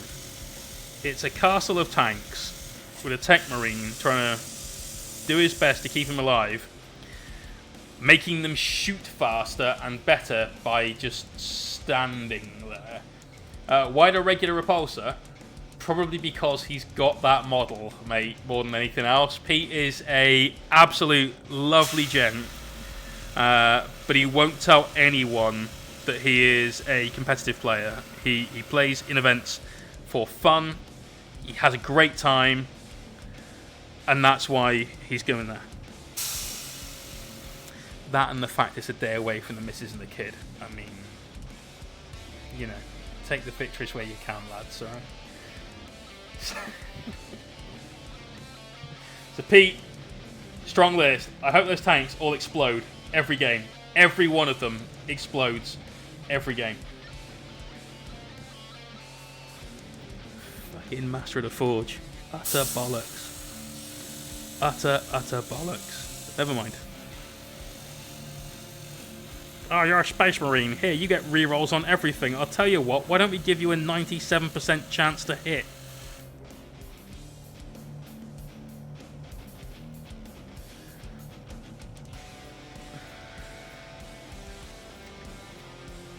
So at GWHQ, we're not selling enough Space Marines at the moment. What should we do? I'll tell you what, got an idea.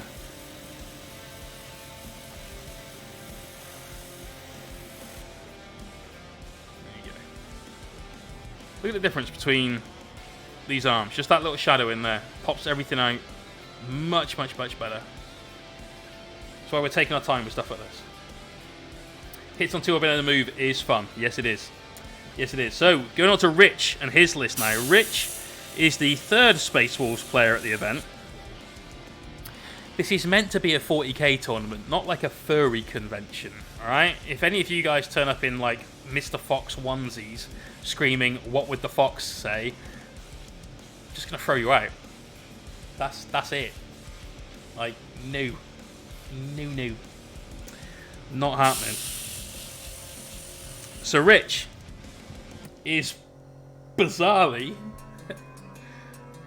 not bringing Ragnar Blackmane.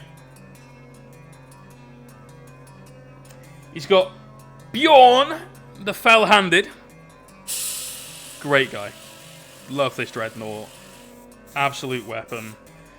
Twin Las Cannon on this one? No, he's got the Assault Cannon. He's got the Assault Cannon on him.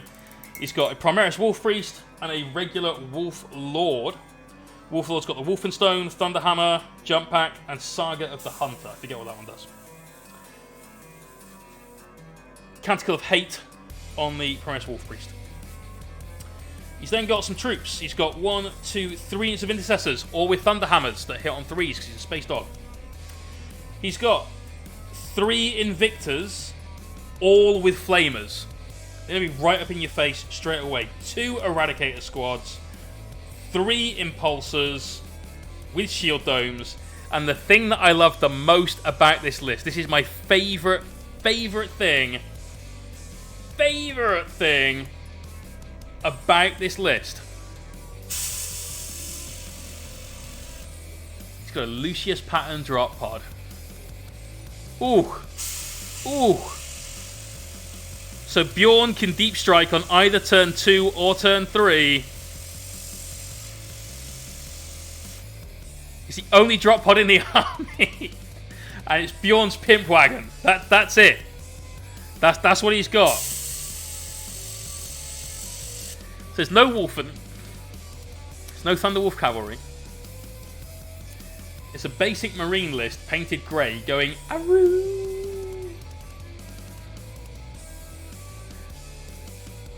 Interesting choice, Rich. Interesting choice. I hope you do well. I'm surprised that you haven't brought the repulsors, but Rich's repulsors actually do explode every time they die. I'm not sure what he's done to piss off the Dice Gods, but there has been many a time where they died turn 1 and so has half of his army as a direct consequence of their failure to not explode. So, good luck, dude. Hopefully this time they go down in a blaze of glory, not up in a blaze of fire. We shall see. We shall see. Just need to make sure we get all these plugs as well. Let's just hunt for a load of them now.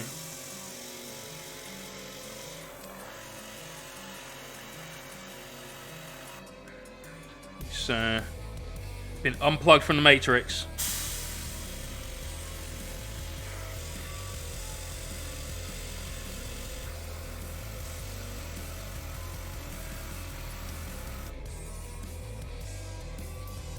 You all around the legs.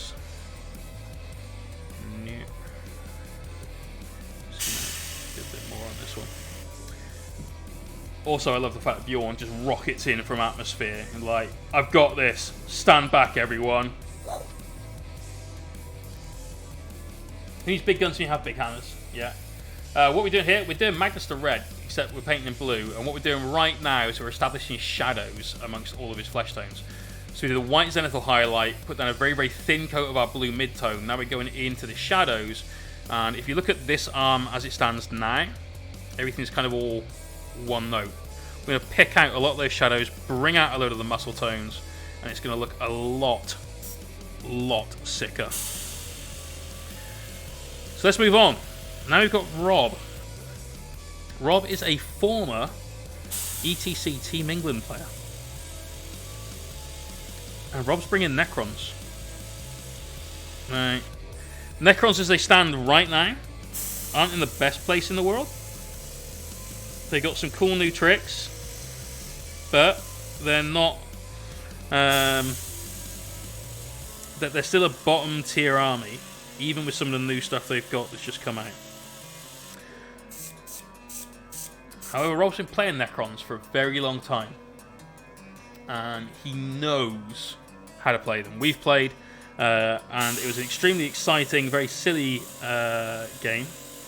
And Rob did well. The score, which was very heavily weighted in my favour, didn't actually reflect the game state at all. There was a couple of things that could have gone one way or the other, and had they, it would have been a very different result.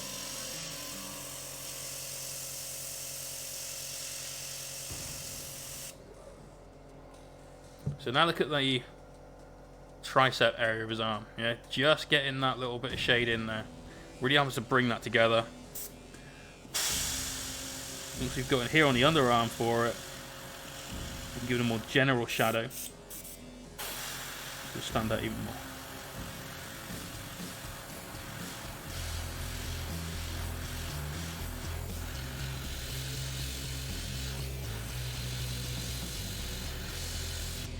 So let's have a look at Rob's list. He's playing a Mefrit Dynasty Battalion. He's got 2 of the Indomitus Overlord from the new box set. He's got a Necron Lord with a Veil of Darkness, because why wouldn't you? 4 units of 10 Necron Warriors. A Shard of the Deceiver. 3 units of 5 Tomb Blades with Twin Link Tesla Carbines. And 4 Ghost Arcs. That's it. That's it. That's actually not a bad list.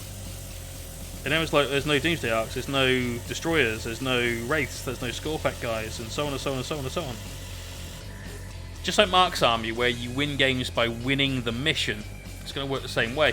Those Necron Warriors are going to be not necessarily tough to remove, but you're going to have to get through all of them to have any chance. Because those Ghost Arcs helping your reanimation, everything else coming back up it's just going to push it way too far towards the hard side of things. You have to really commit to those units. Ghost Arcs themselves are an absolute fucker to put down. And once they've dropped their warrior units off on objectives and annoyed people in the midfield, they can really block off movement lanes. They're massive. They're like 8.5 inches long. It's a big fucking hot dog. Rocky, mate, I'm glad, dude. It's a beautiful blue. So far, this is a good blue. We're not even done the highlight stage yet. We've just finished the shadows. It's got to do the hand. Hand is a combination of the hand and the head, obviously. Let's do the head part of the hand first. So, strong list from Rob. Did he get for 3 pluses, I imagine? So, very durable units he could do. Wait, can he? No, there's no Cryptek. So, I don't think he can. Right, Sam, Lulu.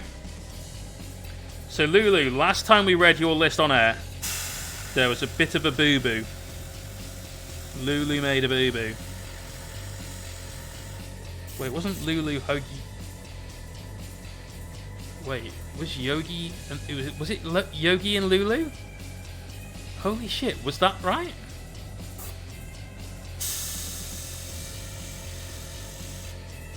God, I haven't seen that cartoon for like 30 years. No, Boo Boo was the kid. Who was the missus? It's Yogi. What was the missus? Boo Boo was the little guy. Who was the chick?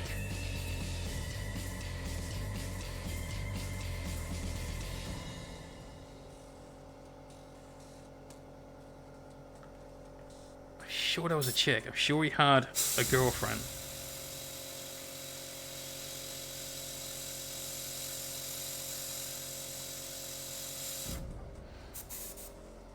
Cindy Bear. That's it. Yeah. There we go. There we go. So Lulu made a boo-boo.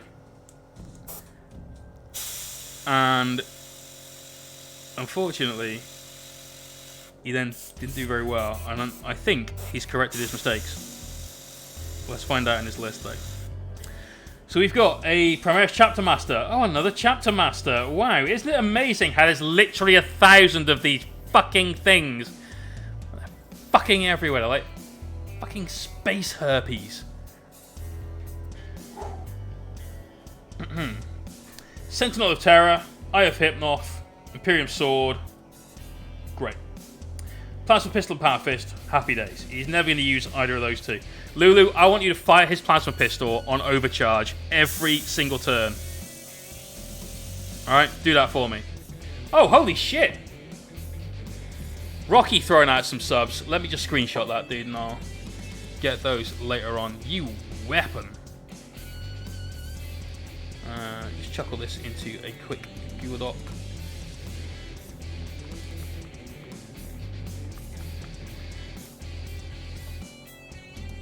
Boom. There we go. That's all after the stream. Rocky, thank you very much, mate. Gifting 5 subs out to the community. Poser Ninja, Kai Border, Robot76, Ramius, and Nightmare. Thank you very much, man. If I just read out your name and you're not sure why being a sub is a good thing, exclamation point win and exclamation point mystery down here will tell you all you need to know about why it's good to be a sub over here. Give Magnus his eyeshadow. Plasma pistol straight broken, 100%. 100%. Sam, I absolutely had guessed that. You just need any Marine captain, basically. Other than that one, because he costs more. I think Rocky needs his own command of some sort at this point. Yeah, probably. So what's he got in the list then? We've got 1, 2, 3 units of intercessors. They're units of 5. He's got thunder hammers on 2 of them. And he's got auxiliary grenade launchers, which he missed last time, had points to spare, on all 3. He's got a unit of 5 aggressors, including a sergeant. He's got a unit of 5 inceptors with the plasma. I think it's a good choice. I actually kind of like the plasma. I don't necessarily rate it, but I think it's a solid choice. 250 points for that unit, it's alright. He's then got a nail in the head if I have to play him. 3 units of eradicators. You should be ashamed of yourself, young man.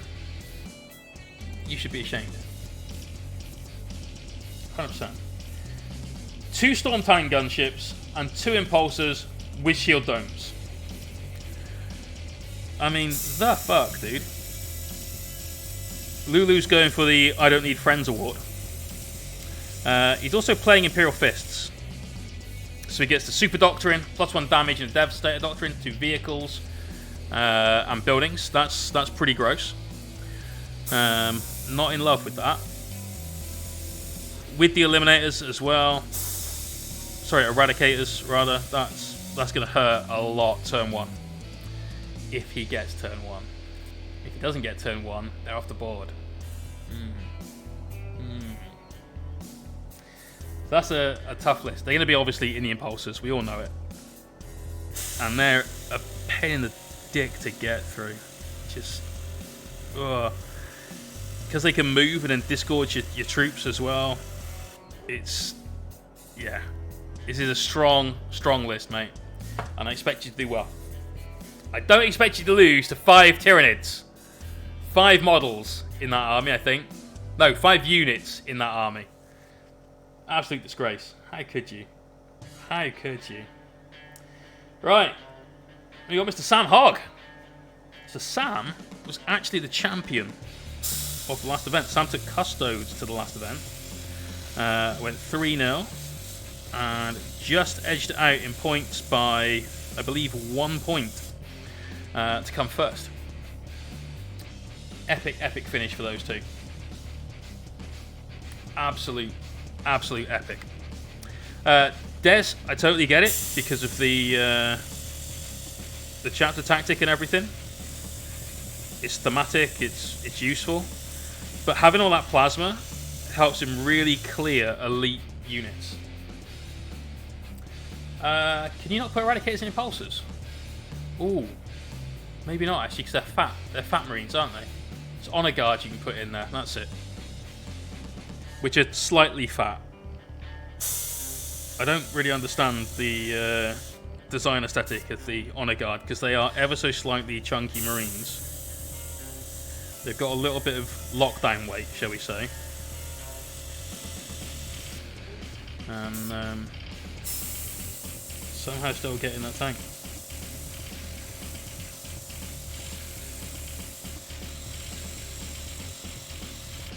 Right, so there's a load of shade on his hand. We've done his head, done the body. Now it's time to get some highlights out. So let's flush the airbrush through and move on. While we're flushing that through and cleaning it, let's go through Sam's list. So Sam is playing Harlequins.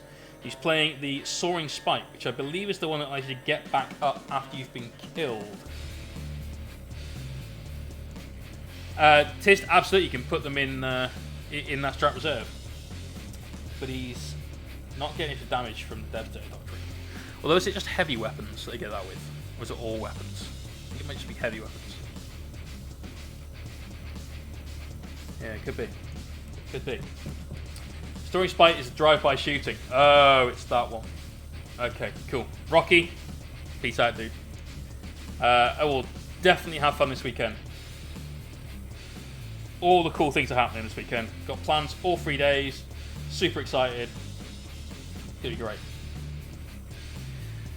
So we've got Shadow Seer, Shield from Harm, because why would you not? Twilight Pathways, Veil of Illusion, Webway Dance. Wait, hang on. Has he not got the Shield from Harm? Because it's written there, but I thought your pivotal role on the Shadow Seer, you could change Shield from Harm to something else. I might need to look this one up. I'm not so great with Harlequins. Literally played against them a grand total of 1 time in all of 8th. And it was like part of an army as well. It was like a Harlequin detachment in a Eldari list. We've got a couple of troop masters in there. We've got Choreographer of War, Darkness Bite, Fusion Pistol, Pivotal Roll for Twilight Fang. Cool. We've got another one with a Fusion Pistol. You can buy an extra Pivotal Roll for CP. Ah, maybe that's what you've done. Stratagem Pivotal Roll, perhaps? He's paid the points for it. Paid 3 CP somewhere in this list, so yeah, must be. Must be. So then we've got this next bit, which is disgusting, and Sam, I thought you were a nice guy. You look so nice. You look so innocent. You look like a normal, everyday dude. And then you pull this shit. We've got 1, 2, 3, 4, 5 units of troops. There's 5 people in each troop. 5 players in each troop. Every single one of them has a fusion pistol.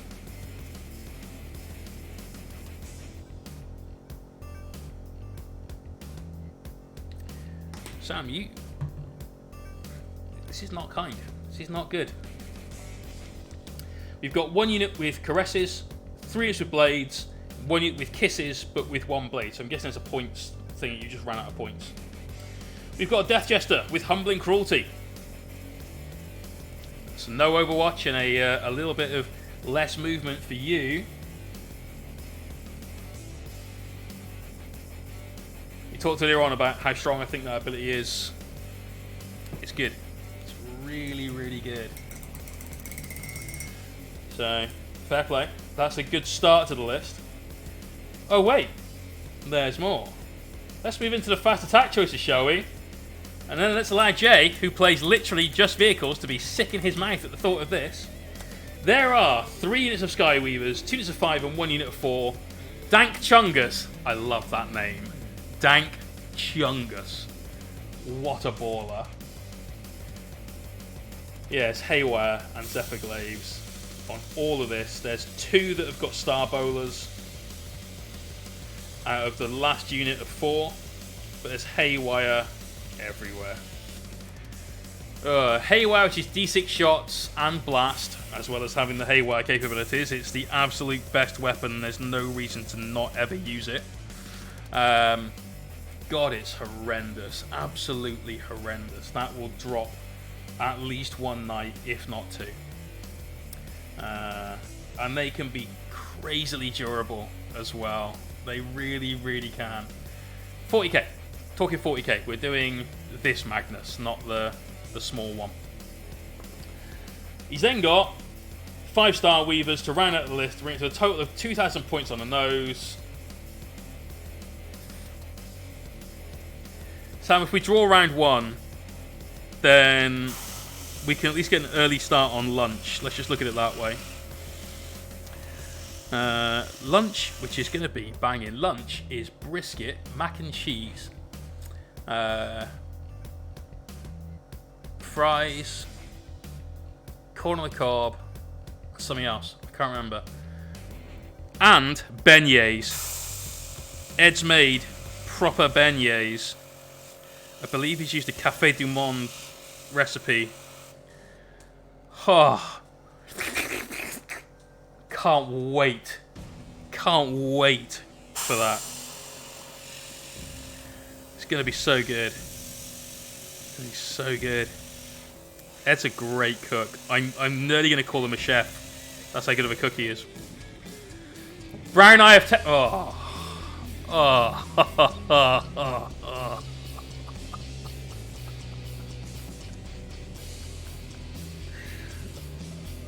Oh. That's the nastiest Twitch name that I've seen so far. Great one.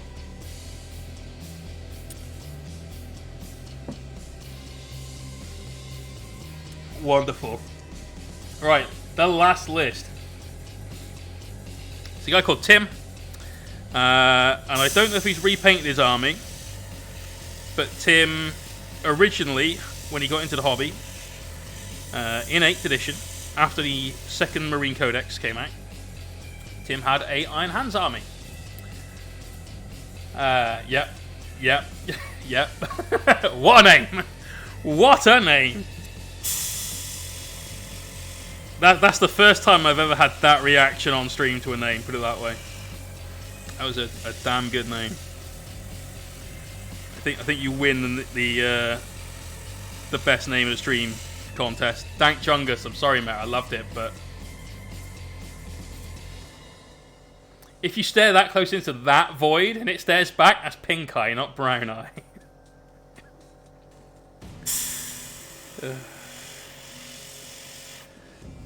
At least one person in the stream will get that. You didn't enjoy playing the Hellstorm event? No, Tim's never been to a Hellstorm event. No, there are very few people I've ever not enjoyed playing at a Hellstorm event. I can only think of 2, in fact, out of 4 events. One because he was a tit, and the other one because he was a whining cunt. There's no cover on this table! Oh, I'm just going to get shot off a table. There's no cover. You can't hide anything. I want you to change the table. Ref says, no, it's game 6. Everyone else has played on it. Deal with it. He gets turn 1, looks across the board and goes, how have you hidden 2 knights out of line of sight? Why were you complaining about the lack of terrain if I can hide 2 fucking knights out of the way? Cockhead. Don't be that guy, people. Don't be the whinging motherfucker. No, it's a different lad entirely. Tim's playing Minotaurs. Tim's playing Minotaurs. And I'm wondering if he's repainted any of his Iron Hands, because I really like the Minotaurs colour scheme. But he's playing his Minotaurs as a successor chapter of the White Scars, and he's doing it properly. He's doing it properly. Because he's even used the Inheritors of the Primarch successor rules and paid a CP to get a relic. Because he wants one of the White Scars relics. Love it. Absolutely love it. So he's got a Captain on Bike. Nice. Storm Shield, Thunderhammer, Master Rider. He's got Wrath of the Heavens relic, Gift of the Khans. Cracking. Absolutely cracking. Then he's got someone I had to actually look up because I had no fucking idea what it was.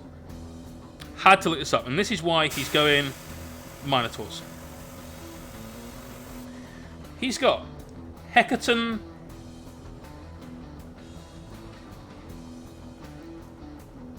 Aikos. Hecaton Aikos. I don't know. Hecaton.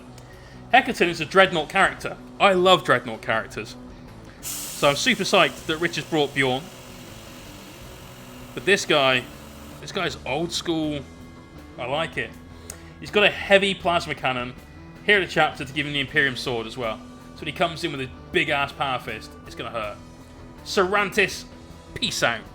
Thank you for the raid earlier on. Let's get some love in the stream for Cervantes. Always coming by with a raid while we highlight Magnus's butt cheek. Cervantes, this butt cheek is yours. This is for you. In honour of your raid tonight. You get the right butt cheek. Open hand grasping.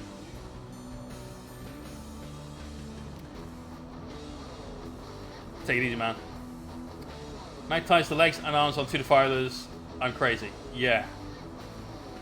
Yeah, did you magnetize the body as well? Because if so, you just wasted all that time for nothing. I mean, why would you even... This butt cheek is for you and your magnetization skills. There you go. You at the left, lesser butt cheek on the left.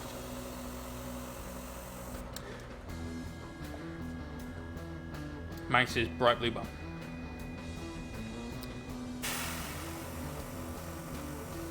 So with these highlights, we're just keeping them to the uppermost surfaces of the lower body. Whoa, we're getting a little bit of paint spatter there. Got some dry tip going on. Magnus does squats. He does all the squats, mate. All the squats. And lunges. You seen his calves? Lunges for days. Right, he's then got... So he's got Captain on bike. He's got Hecaton. He's got some Assault Intercessors. 3 units of. All units of 5. He's got a regular Intercessor squad. Liking that. He's got an Aggressor squad of 5. That's the 3rd set of Aggressors. I think 4th set, actually, now we've seen. So, loads of Aggressors. That's not to mention, as well, fucking Pedders with his 2 units of 5 buried in some Intercessors as well.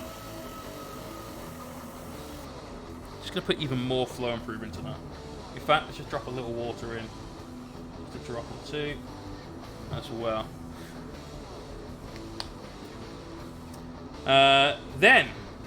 Then we've got what I personally love. So I play Knights because you can't really play an all Dreadnought army in 40k. You can't really. It just doesn't quite work. But Tim's trying, bless him. He's got 2 Relic Contemptor Dreadnoughts. Each one has got a combat weapon and a twin las cannon. So the way to type that Dreadnought is to get in combat. It will hurt you many times over. All of the hurtings. That's better. He's got a Venerable Dreadnought with twin las and a close combat weapon. He's got 2 Eradicator squads and a Repulsor. I think that's a good list. I do. Just thematically, I kind of love it a bit. Having all those dreads in there is super cool. Can't dislike that at all. Big fan. So Tim, I hope they're painted as Minotaurs now because I really like the Minotaurs colour scheme. Good luck to you, man. Just make sure you are playing to the time limit as well. Any new player to 40k, if you go to a tournament, you need to be very aware of the fact that your turns should really be timed. And it can take a lot of getting used to. I know it's something Tim has struggled with, so hopefully he's got some reps in and he's ready to lay the smack down for the Emperor. Any predictions based on those lists? So, yes. I expect Mark to win the event. Because, like I said earlier on, Mark is one of the strongest players that I know. Absolutely. Beast mode 40k. Last year, Mark went to 47 ITC registered events. And that was just the ITC ones. That doesn't count any of the ETC events he went to, anything that wasn't ranked on the ITC. Those are just ITC events. And Mark has played Eldar. Sorry, that's my phone going off. There's literally one reason it does. So I'll get to that later on. And so he knows his shit. He really, really knows his shit. He's got a list that, despite it being packed full of troops, and I mean that in kind of the jokey, they're Harlequin troops way, as well as they're just regular troops. It's not going to win the game by demolishing all your shit, unless, of course, you play Primaris Marines, in which case it really, really can. But it will win the game by you making a mistake or not having the horde clearance. Now, there's a lot of lists there with aggressors. Obviously, Damien's got 10 in his list. And they can clear through Harlequins. You know, even when you're back to winning on force because of the Shadow Seer, even when you've got to deal with their 4-up invulnerable saves, just the sheer volume that's going out will do the job. And so Mark's not necessarily got the cleanest sailing through to the final, but I'd be very surprised if he's not in the final. The last event both Mark and I were at, we were both undefeated going into Game 3. He lost to Death Guard, and I just about won to Sisters. And that's something that I imagine he won't have happen this time round, because he didn't know what Death Guard could do last time. Now he knows. He basically paid the price of that loss to get that information, so he wouldn't be in that position again. Just to clarify, if I charge use Armour of Rust and a Judica uses fight last against me, being my turn, I fight last first. Correct. Yes, it's your turn, so you can decide the order of operations. Although, look at the FAQ for the Wolves, because there is something in there, I know, to do with the Armour of Rust, and that might make it very, very clear. It might just make it what we've kind of decided it is.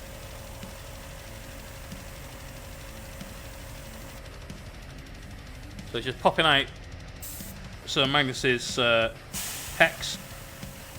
This guy is absolutely yoked.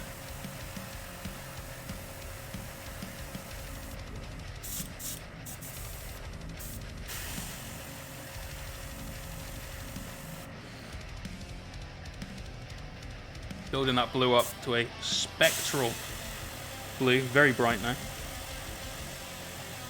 Getting around those shoulders. What are the other predictions I've got? Sam will do well with his Harlequins for the same reason that Mark will do well. Sam's been playing his Murder Clowns for some time now. He's a good player, like all-round good player. Knows his shit, and he's got a list that will do well. There's plenty of people that are taking vehicles. Obviously, my army, it's absolutely a hard counter to.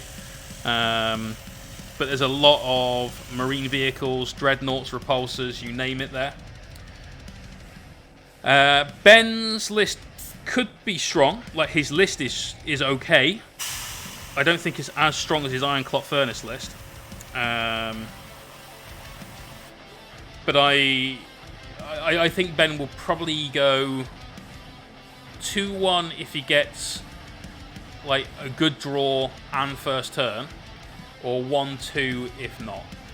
I don't think the list has got quite enough punch to deal with things that are equally, well, basically equal of the resistance. So Death Guard, very tanky, right?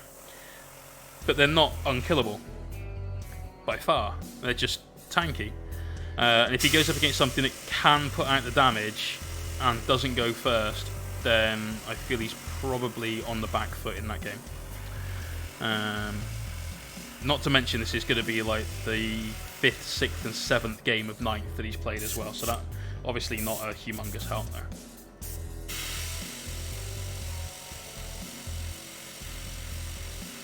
So, who else will do well? Nick will do well. Nick's got a very strong list. Sally's obviously tough, very tough. Lots of stuff with 3 wounds. Ignoring that AP -1, always a good move. Finish, Bruce. No worries, brother. Peace out. Take it easy, man. Just add an even more flow improve. This is really, really going up on the needle. Somebody scale 75 paints can be a bit thick. I thought I'd thin this one enough, but perhaps not. Yeah, Nick's going to do well. I think Nick will do great until he meets the Harlequins, basically. Because they don't give a shit about most of the stuff in his list in terms of like his damage output. It's just going to get on the 4-up involvement, either kills him or it doesn't. That's it. Eradicators, it doesn't matter. Things like that. It blunts some of that offensive capability that he's got.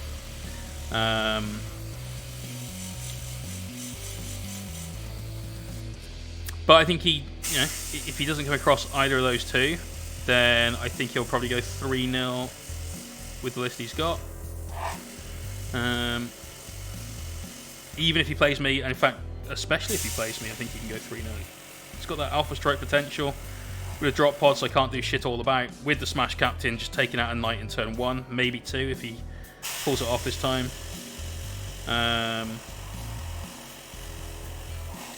I'd like to think I'll go 2-1, but I don't really care. I'm not fussed. It's my tournament. I'm not there to win it. I'm there to host it. It'd be nice to get a winning record, obviously. Last one I went negative at. First tournament I ever went negative, in fact. So hopefully we can stop the bleeding on that and get our A game in place. Right, I think that is the blue on Magnus's body. Just got to do a few bits on the back and then this part is complete. So let's do the pairings. There are people in the chat that have been waiting for this event, as in this part of the stream. So let's do it. I need the other app. We need the TO app rather than the player app. And we need to... Do I need to check everyone in before I can do this? I don't think so. Shit, yeah, I think I might actually have to. It's the wrong button. Click on the wrong thing. Player, check in. Windy Massive! How you doing, brother? Coming in a nice little raid. How's your stream, man? Just bear with us, we're just checking in all the players in the event I'm running on Sunday, so we can do the pairings live on air. People have been waiting very patiently while we talk through the lists. Possibly shout on their lists. Sorry, Pete. Wrong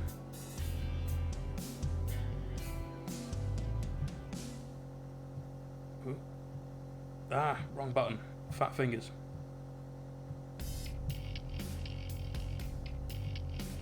Could Lulu go 3-0? Maybe. Maybe. Lulu could go 3-0. Doing pretty shit. Was dead, mate. Oh, shit. Sorry to hear that, man. Unlucky. Soloing stream captain most of the time. Okay. Unlucky, dude. Well, let's get some love in the stream for Windy. Give him a follow. Follows are free. If you see him streaming, jump in there. Say hi. Right, event details.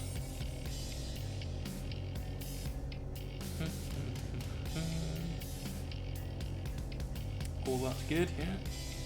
Tick that box.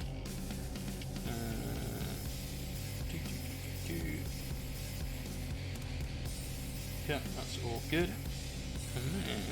And then,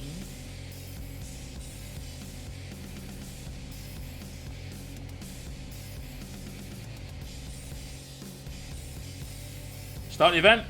Bam. So, let's see who's going to be playing who.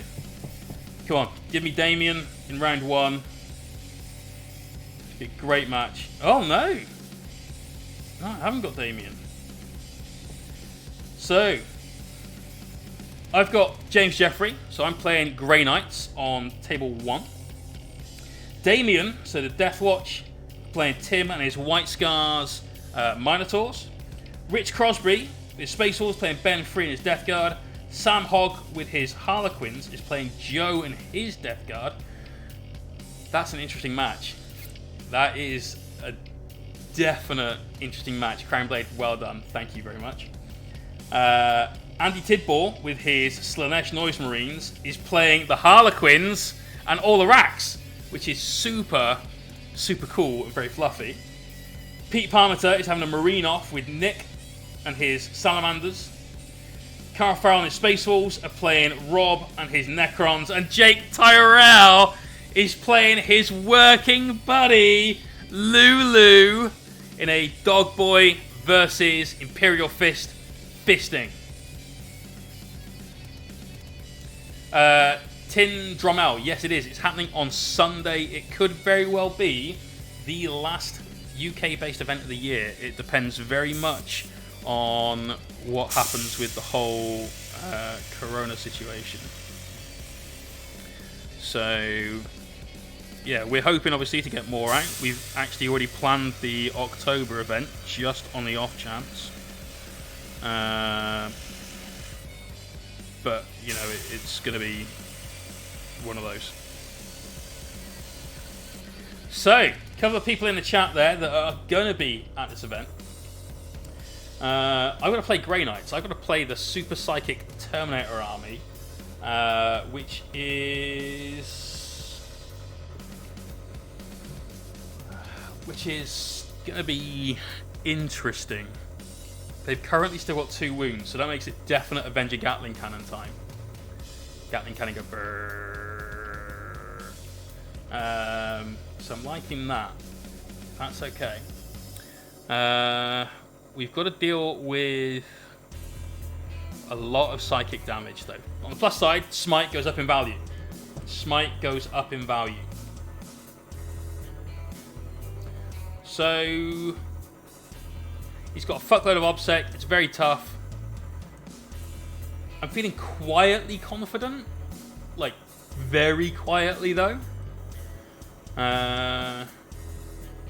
So we'll see. We'll see how it goes. By the way, just cleaning the airbrush out. We will be going into the whip in a second. So if you've got something you'd like to show off, !Discord, get your name onto our Discord server. Come join in. Go to the work in progress gallery and show us what you got. Show me what you got. Let's see. Jake, how are you feeling about your matchup against the Imperial Fist army that made you go, right, fuck orcs. Not playing orcs anymore. Orcs are dead. I mean, it's a hard counter for your orc list, so I wouldn't feel too bad about it. But we're going to rip right now. Well, I did just say to, you know, do the thing with the stuff and the things and the whipping. So, yes. Oh.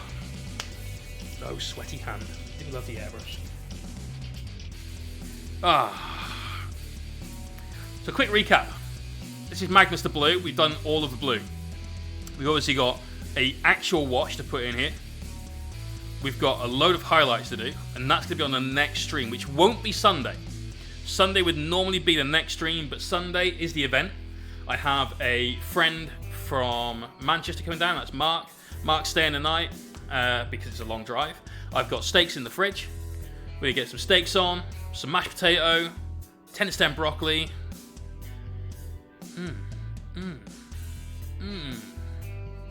Maybe get a couple of whiskeys in. Have a relax on Sunday night. So no stream Sunday, but we'll be back on Tuesday, where I will show you the reveal of the next mini in the giveaway. So currently, the first mini in the giveaway is a store anniversary miniature from Games Workshop. Exclamation point mystery for some of this. Sergeant Joven. Remember, we'll paint this in the colour scheme of your choice. It doesn't need to be an ultramarine. The shoulder pad is flat. That's just a decal on there. We can make him any marine from any chapter that you would like. The last one we did was a marine, just by random happen chance. It was in the mystery box. And it was this guy. Just need to get some basing powders out. A little bit of weathering pigment. This is the Imperial Fist Terminator we painted. This is going to Lulu on Sunday. Did some quality freehand there on the shoulder. The Punisher skull and the laurels. He's a very angry Marine. Will there be online coverage of the event? No. I would say stay tuned to my Instagram, but it depends on whether we get much space in between the matches. I might do a live broadcast. They're never normally watched by any more than like 10 people. So unlikely but possible. I try and get a photo up at the start of every game that I play, so you guys can see who I'm playing, what I'm playing against, their army, the table, all that sort of stuff. But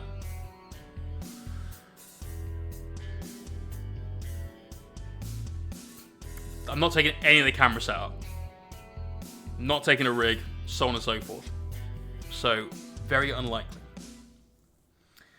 Just seeing pairings. It's nice to go onto YouTube. Want to watch you chat shit about my list? Yes. A recap would be cool. I haven't talked to Mark about it yet. I was going to. About maybe he and I doing a short sort of 1 hour show just to sort of sit and chat. We'll get the like the big camera view on, something along those sorts of lines, where we can just go through what we thought about the event, what we did in our games, just a real brief rundown. Depends on if he's up for it or not. So, exclamation point mystery, like I said. You could win Sergeant Joven. You could win the model I will announce on Tuesday night.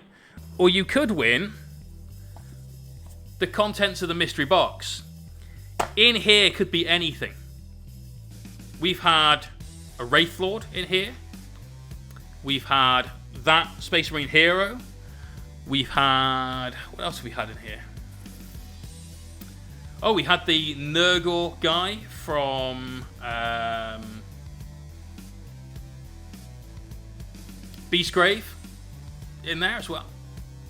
There's something very special going in here this time around, though. I'm not going to tell you what it is. It's a mystery. It's going to be something that's been on the shelves of shame in the background. As you can see, there's things like limited edition Marines. There's some demon stuff. There's some Warcry stuff. There's some all manner of stuff there. Could be anything in that box. The only rule is it has to fit. Like Noah Halvorin fits in there, so anything of that sort of size is the upper limit. Viking says Makari. Could be Makari. Could be scenery. Could be a scenic base. Could be a grot that isn't Makari. Could be limited edition Conquest mini. Who knows? Right, let's go have a look at the whip. We're going into Sarantis' mini from the stream. Doing this Orc truck for a young lad with leukemia that really wants to get into 40k playing Orcs. Damn. Firstly, that's super generous. Secondly, I've only got the horriblest things to say about how that army isn't amazing. I mean, Jake's just stopped playing Orcs. Orcs are dead to him. This is awesome, though. Is this one of the new ones? No, it's not. This is the sort of normal, everyday Orc truck. Love the yellow. Love the colour scheme. Getting that weathering down. It's good, dude. It's good. Here's the crew. Quality. I do love the Orc vehicles. I really do. I can't help it. They are awesome.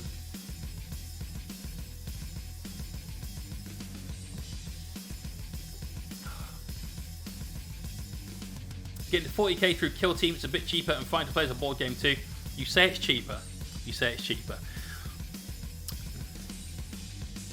Kill Team is the gateway drug of 40k. Because if you get into Kill Team, you're like, I want to play Orcs. Orcs is my Kill Team. Cool. We've got a load of boys, we've got some grots. There's my Kill Team. I now want a Big Mech to lead my Kill Team. Now I want a War Boss as well. Now I want a Pain Boy or whatever else you can put in the Kill Team champions and things. Like, actually, I feel like some Commando should go in my Kill Team as well. The next thing you know, you're playing 500-point games of 40k. And then the next thing you know, you've got 4 armies. You've got 10,000 points of Space Marines that you never want to play again. And so on and so forth. Those just things are a cheap way into 40k. Just brace yourself for that, alright? But have fun, mate.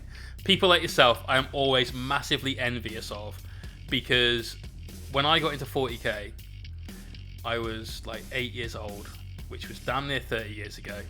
And I still remember the excitement and the enjoyment I got at that initial point. It's that hobby high right there, where everything's new and fresh and amazing. And I'll never have that again, but you've got it right now, so enjoy it, man. Enjoy it. 40k is a great way of making yourself poor. Yes. Right, Danny. He's what is this? You've got an Outrider bike and a dude, you're like, that's my bike. What's going on here?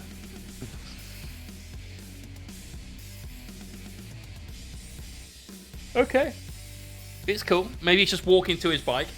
I feel his kickstand is a little bit like, hey Dawn, where's my car? I mean, you know. Nice though, man.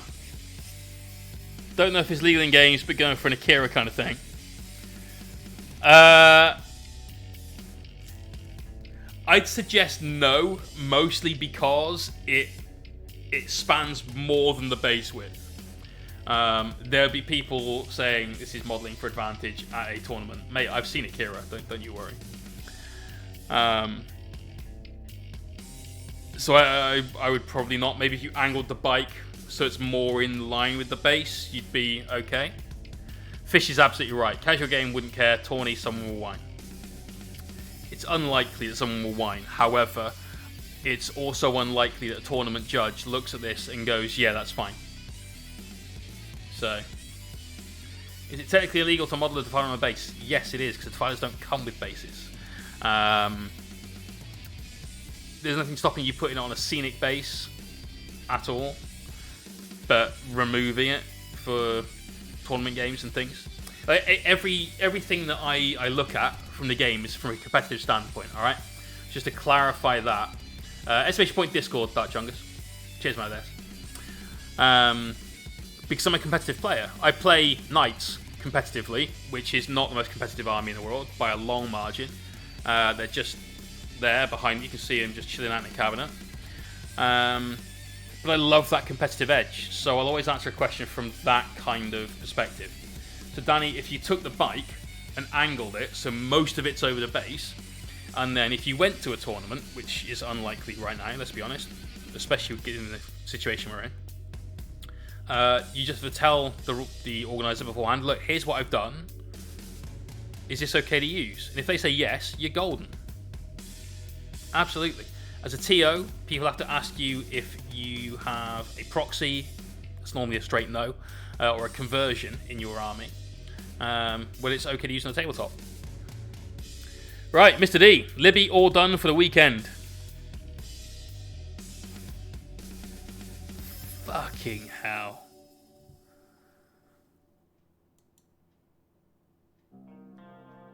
Look at that. Just look at that. My days, it's the blue for me as well, man. That blue absolutely does it.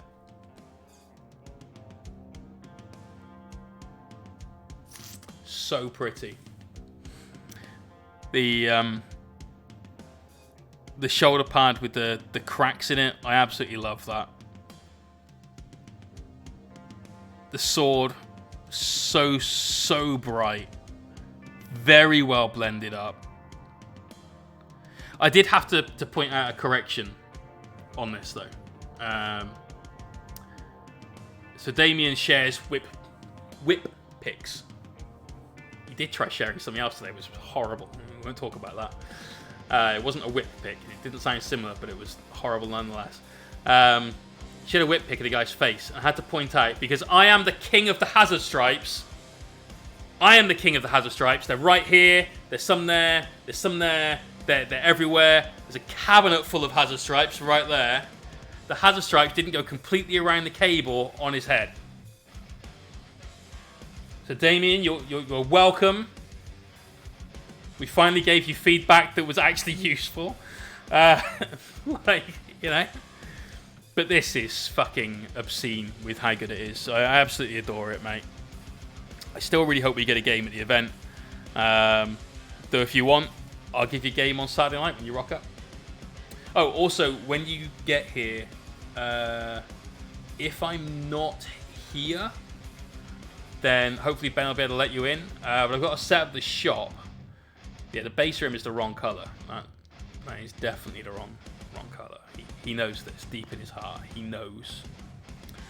But yeah, I have to set up the shop for the event. I'm hoping to get it all done in the afternoon, but I may be late coming back. Hopefully not. But 7:30 or so, and then we'll get dinner on. Bring drinks. There you go. Let's look at the butt shot, which is just as fucking spectacular.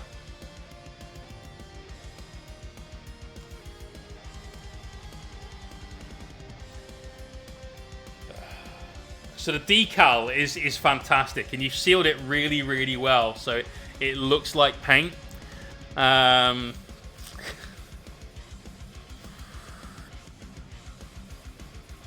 book's lovely, mate. Really, really lovely. Can we stab Damien yet? I mean, donate to the stream and we'll see what happens over the weekend is all I've got. He's a super pacifist. You know, airbrush needle to the head. I reckon we're good on for that. So good, mate. So good. Enough of stroking your, we'll say, ego. 3 picks maximum. You scumbag. Let's go for this one. Get a better look at that melter pistol.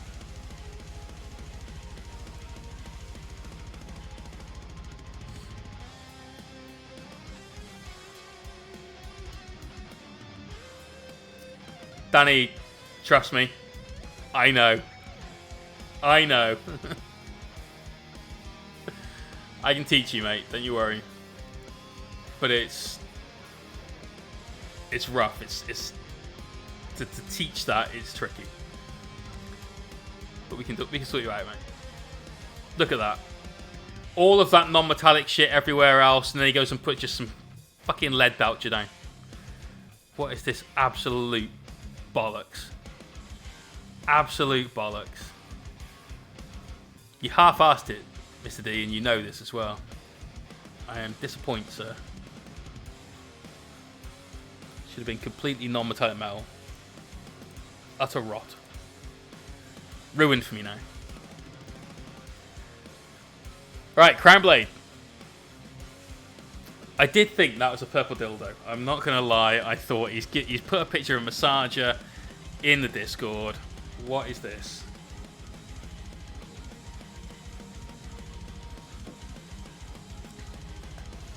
I'm guessing maybe some more Warcry scenery or something similar. I don't really recognise it. Looks cool. I'd go, again, as usual, more shadows, darken things down a bit. Their objectives, cool. Yeah, the purple, I think, gets some more shadows in there. There's clearly faces pulling out of it. So a highlight that goes a little bit brighter than what you've got in places as well. But overall, they're solid, mate. Can't complain. Quid, Legion of the Damned themed librarian conversion using bits from Indomitus / the Box of Skulls and green stuff. Casting a psychic ability. Go Skelly. Yeah, okay. Brilliant. Brilliant. He's summoning Legion of the Damned models. That's what we got. Lord of the Rings, but no. This is cool. This is very cool. Awesome sculpting work on the sort of mystical shit that's going on with the skeleton. Love that.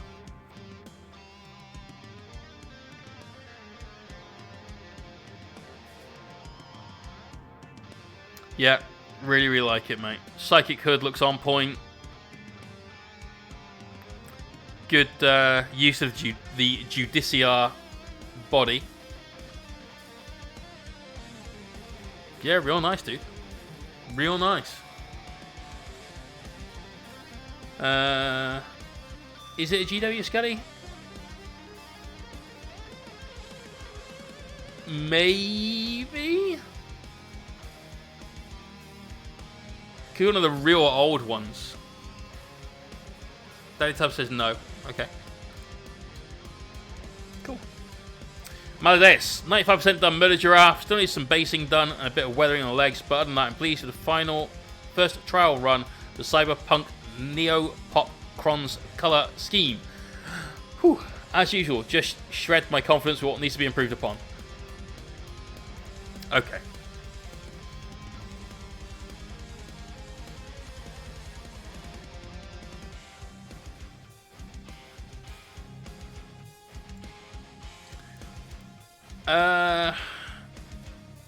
To be honest, not a great deal. Honestly, not a great deal. I would put the highlights on your pink, especially the bits like in between. So on the leg, you've got the segments and a little pink border in between. Just knock the pink up a little bit. Yeah, get a highlight right in the center of that. Keep it small. And then do an even smaller one right inside. Give it a little bit more of an energy kind of feel to it and just bring it up a bit. I think your base is the absolute bare minimum that you could have done there. You obviously spent so much time and put so much effort into the rest of this mini. Hazard striping on the cables, all that sort of stuff. And the base you've just kind of left flat.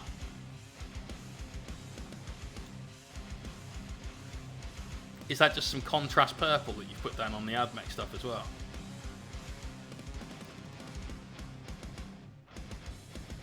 I would definitely do more. It's a small part of the miniature. It is, but let me show you an example here, right? And this is a bad example because he's unfinished. But here's my Grey Knight dude, right? And you can't see a base at all. And he looks cool, he looks fine. And then you depict him upon a field of skulls with demon sigils, and suddenly he looks badass. Look at the Wraith Knight there. And then look at this chibi who's got literally nothing going on. It looks completely uninteresting. Jaeger, peace out, man. A base, treat the base as like, it's more than a frame for your mini. Do you recommend the colour for the ground? I have yet to paint the flock. Well, you've got grey stone on there already. You've got kind of an urban rubble thing going on, so you go with that. It needs to be a warm colour. So you can't go with like a cold grey. You could go with a warmer grey. And you can achieve that by darkening some of your recesses down with some purples or some greens or something. It's a good Wraith Knight fish. Damn good Wraith Knight.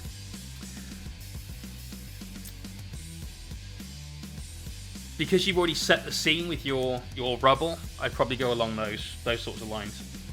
But once you've got that down, get some static grass in there. Get something else that helps lift it a bit. Yeah, like 2 or 3 different colours of, well, all the same colour, 2 or 3 different hues of the same colour of static grass. Maybe a few different heights, and so on. It's colour your friend's Marine Army. Fair. These are AdMech parts, though. I don't know if you're aware of that. But that's the only real bit of criticism. Get the pinks up a little bit more, but really do something about the base. Okay, well now you know. That is a Cataphron robot hand, and I'm not sure where the other part comes from. I think it's like near a shoulder or something. Stripes are fine, dude. Stripes are fine. They're not like setting the world on fire, but they're fine. They're tidy, and getting Hazard Stripes tidy is enough of a challenge already. So just keep refining it. They're great. So we won't spend too much longer on these, but there you go. And the pink orbs at the top, same deal. Just get a little bit brighter, glaze that in, nice and gradual. Keep it up, mate. Keep it up. I love the scheme. It's very unique. But from this angle especially, look at the base. There's nothing there, but it's all good. You know what to do. Snowberry. Got the guns finished. Currently painting the backpack. Nice. Did we see this the other day? We did, didn't we? Because the gun was still grey at that point. Yeah, I remember. Nice, mate. I love the white sleeves. Proper wizard's robe.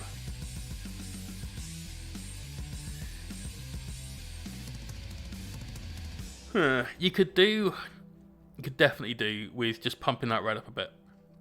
I don't know if you were here for the start of the stream when we were doing Magnus. About the middle of the stream, I suppose, actually, when we first got that mid-tone of blue down all over. You're kind of almost at that point with your red here, where you've got that mid-tone. Now you need to get some shadows in there.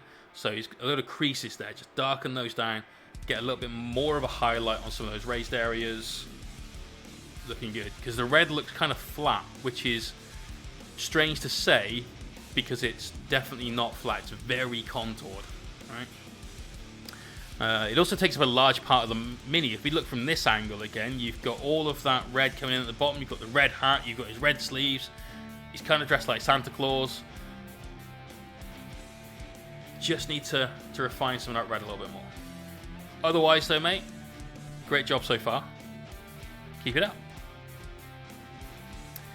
T-Bone to the max. I thought you'd appreciate my GW whips a little bit more. There we go. There's some defilers, fully magnetized. Nice bit of wiring you've got going on as well. Plenty of green stuff for some sigils or flames, I think. Oh no, like Nurgle's gunk. They've got the herp. I love this head as well. The weird one with the 3 eyes. Much better than the skull one. Just make sure you fill those gaps in on the battle cannons, because you've done loads of work everywhere else. This one looks kind of okay. This one's got like buck teeth. So make sure you get in there, sort those out. It's a pain in the ass, but it is what it is. There's also some flash on that smoke launcher on his leg that I've just seen and now can't unsee. These are massive models, and you've done a great job with all that magnetization, man. So it would be a real shame for that to go to waste. In fact, I can see a few mold lines now. Give it a good going over. I find that using things like these little sanding twigs are super, super good. Sometimes look kinder than the craft knife and easy to get into some of the recesses on the mini as well. I love them though, dude. Good stuff. I'm guessing they've both got the corrupted, what do you call it? Contaminated spirit thing. Oh, I'm well aware of how old this is, mate. Well aware of how old this is. They ain't great. Monstrosity, that's it. Nice work though, dude. Very cool. And it's nice to see the defilers on the table as well. They're goofy, but they're so 40k. So 40k.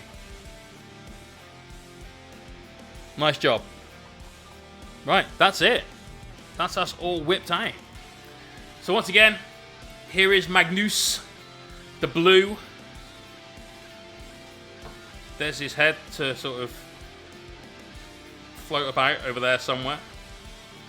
On the next stream, which is Tuesday, remember, unless we do have a quick sort of hour-long interview with myself and Mark. So unless we do that, next stream will be Tuesday. We'll be carrying on with the blue. Got loads of work left to do just on this, let alone if we start getting to the armor panels and all that sort of jazz. Next week we'll be streaming Tuesday, Thursday and Sunday, same as normal. The week after, we'll do the Tuesday night, and I won't be streaming again until the following Tuesday because it is No Retreat 9. Oh. 5 games in Gibraltar to try and bring home the No Retreat Champions Trophy. It's doable. It is doable. It's going to be tough. There's 4 players with Space Wolves, bringing a fuck ton of Wolf and aggressors and all the other shit that goes with it. So yeah. Tough. Am I about to go to Jib? I am. 2 weeks today. In fact, at this time, in 2 weeks, I'll be asleep in Jib. And drunk. But yeah, it'll be good. Let's go find someone to stream. Pass along. A little hobby love. Who we got? Who we got? Yes. Oh, wait. No. Yes. God, it's payback time. Finally. We go on raid. Moyle's Meticulous Minis. We get a raid off this guy really often, and he's never online when I finish. So when we get in there, let's get fucking hyped up. Throw all the emotes out all over the place. Give this guy some love. He's an absolute boss. Thank you for watching tonight. Might see you Sunday. We'll see you Tuesday. Peace out, everyone.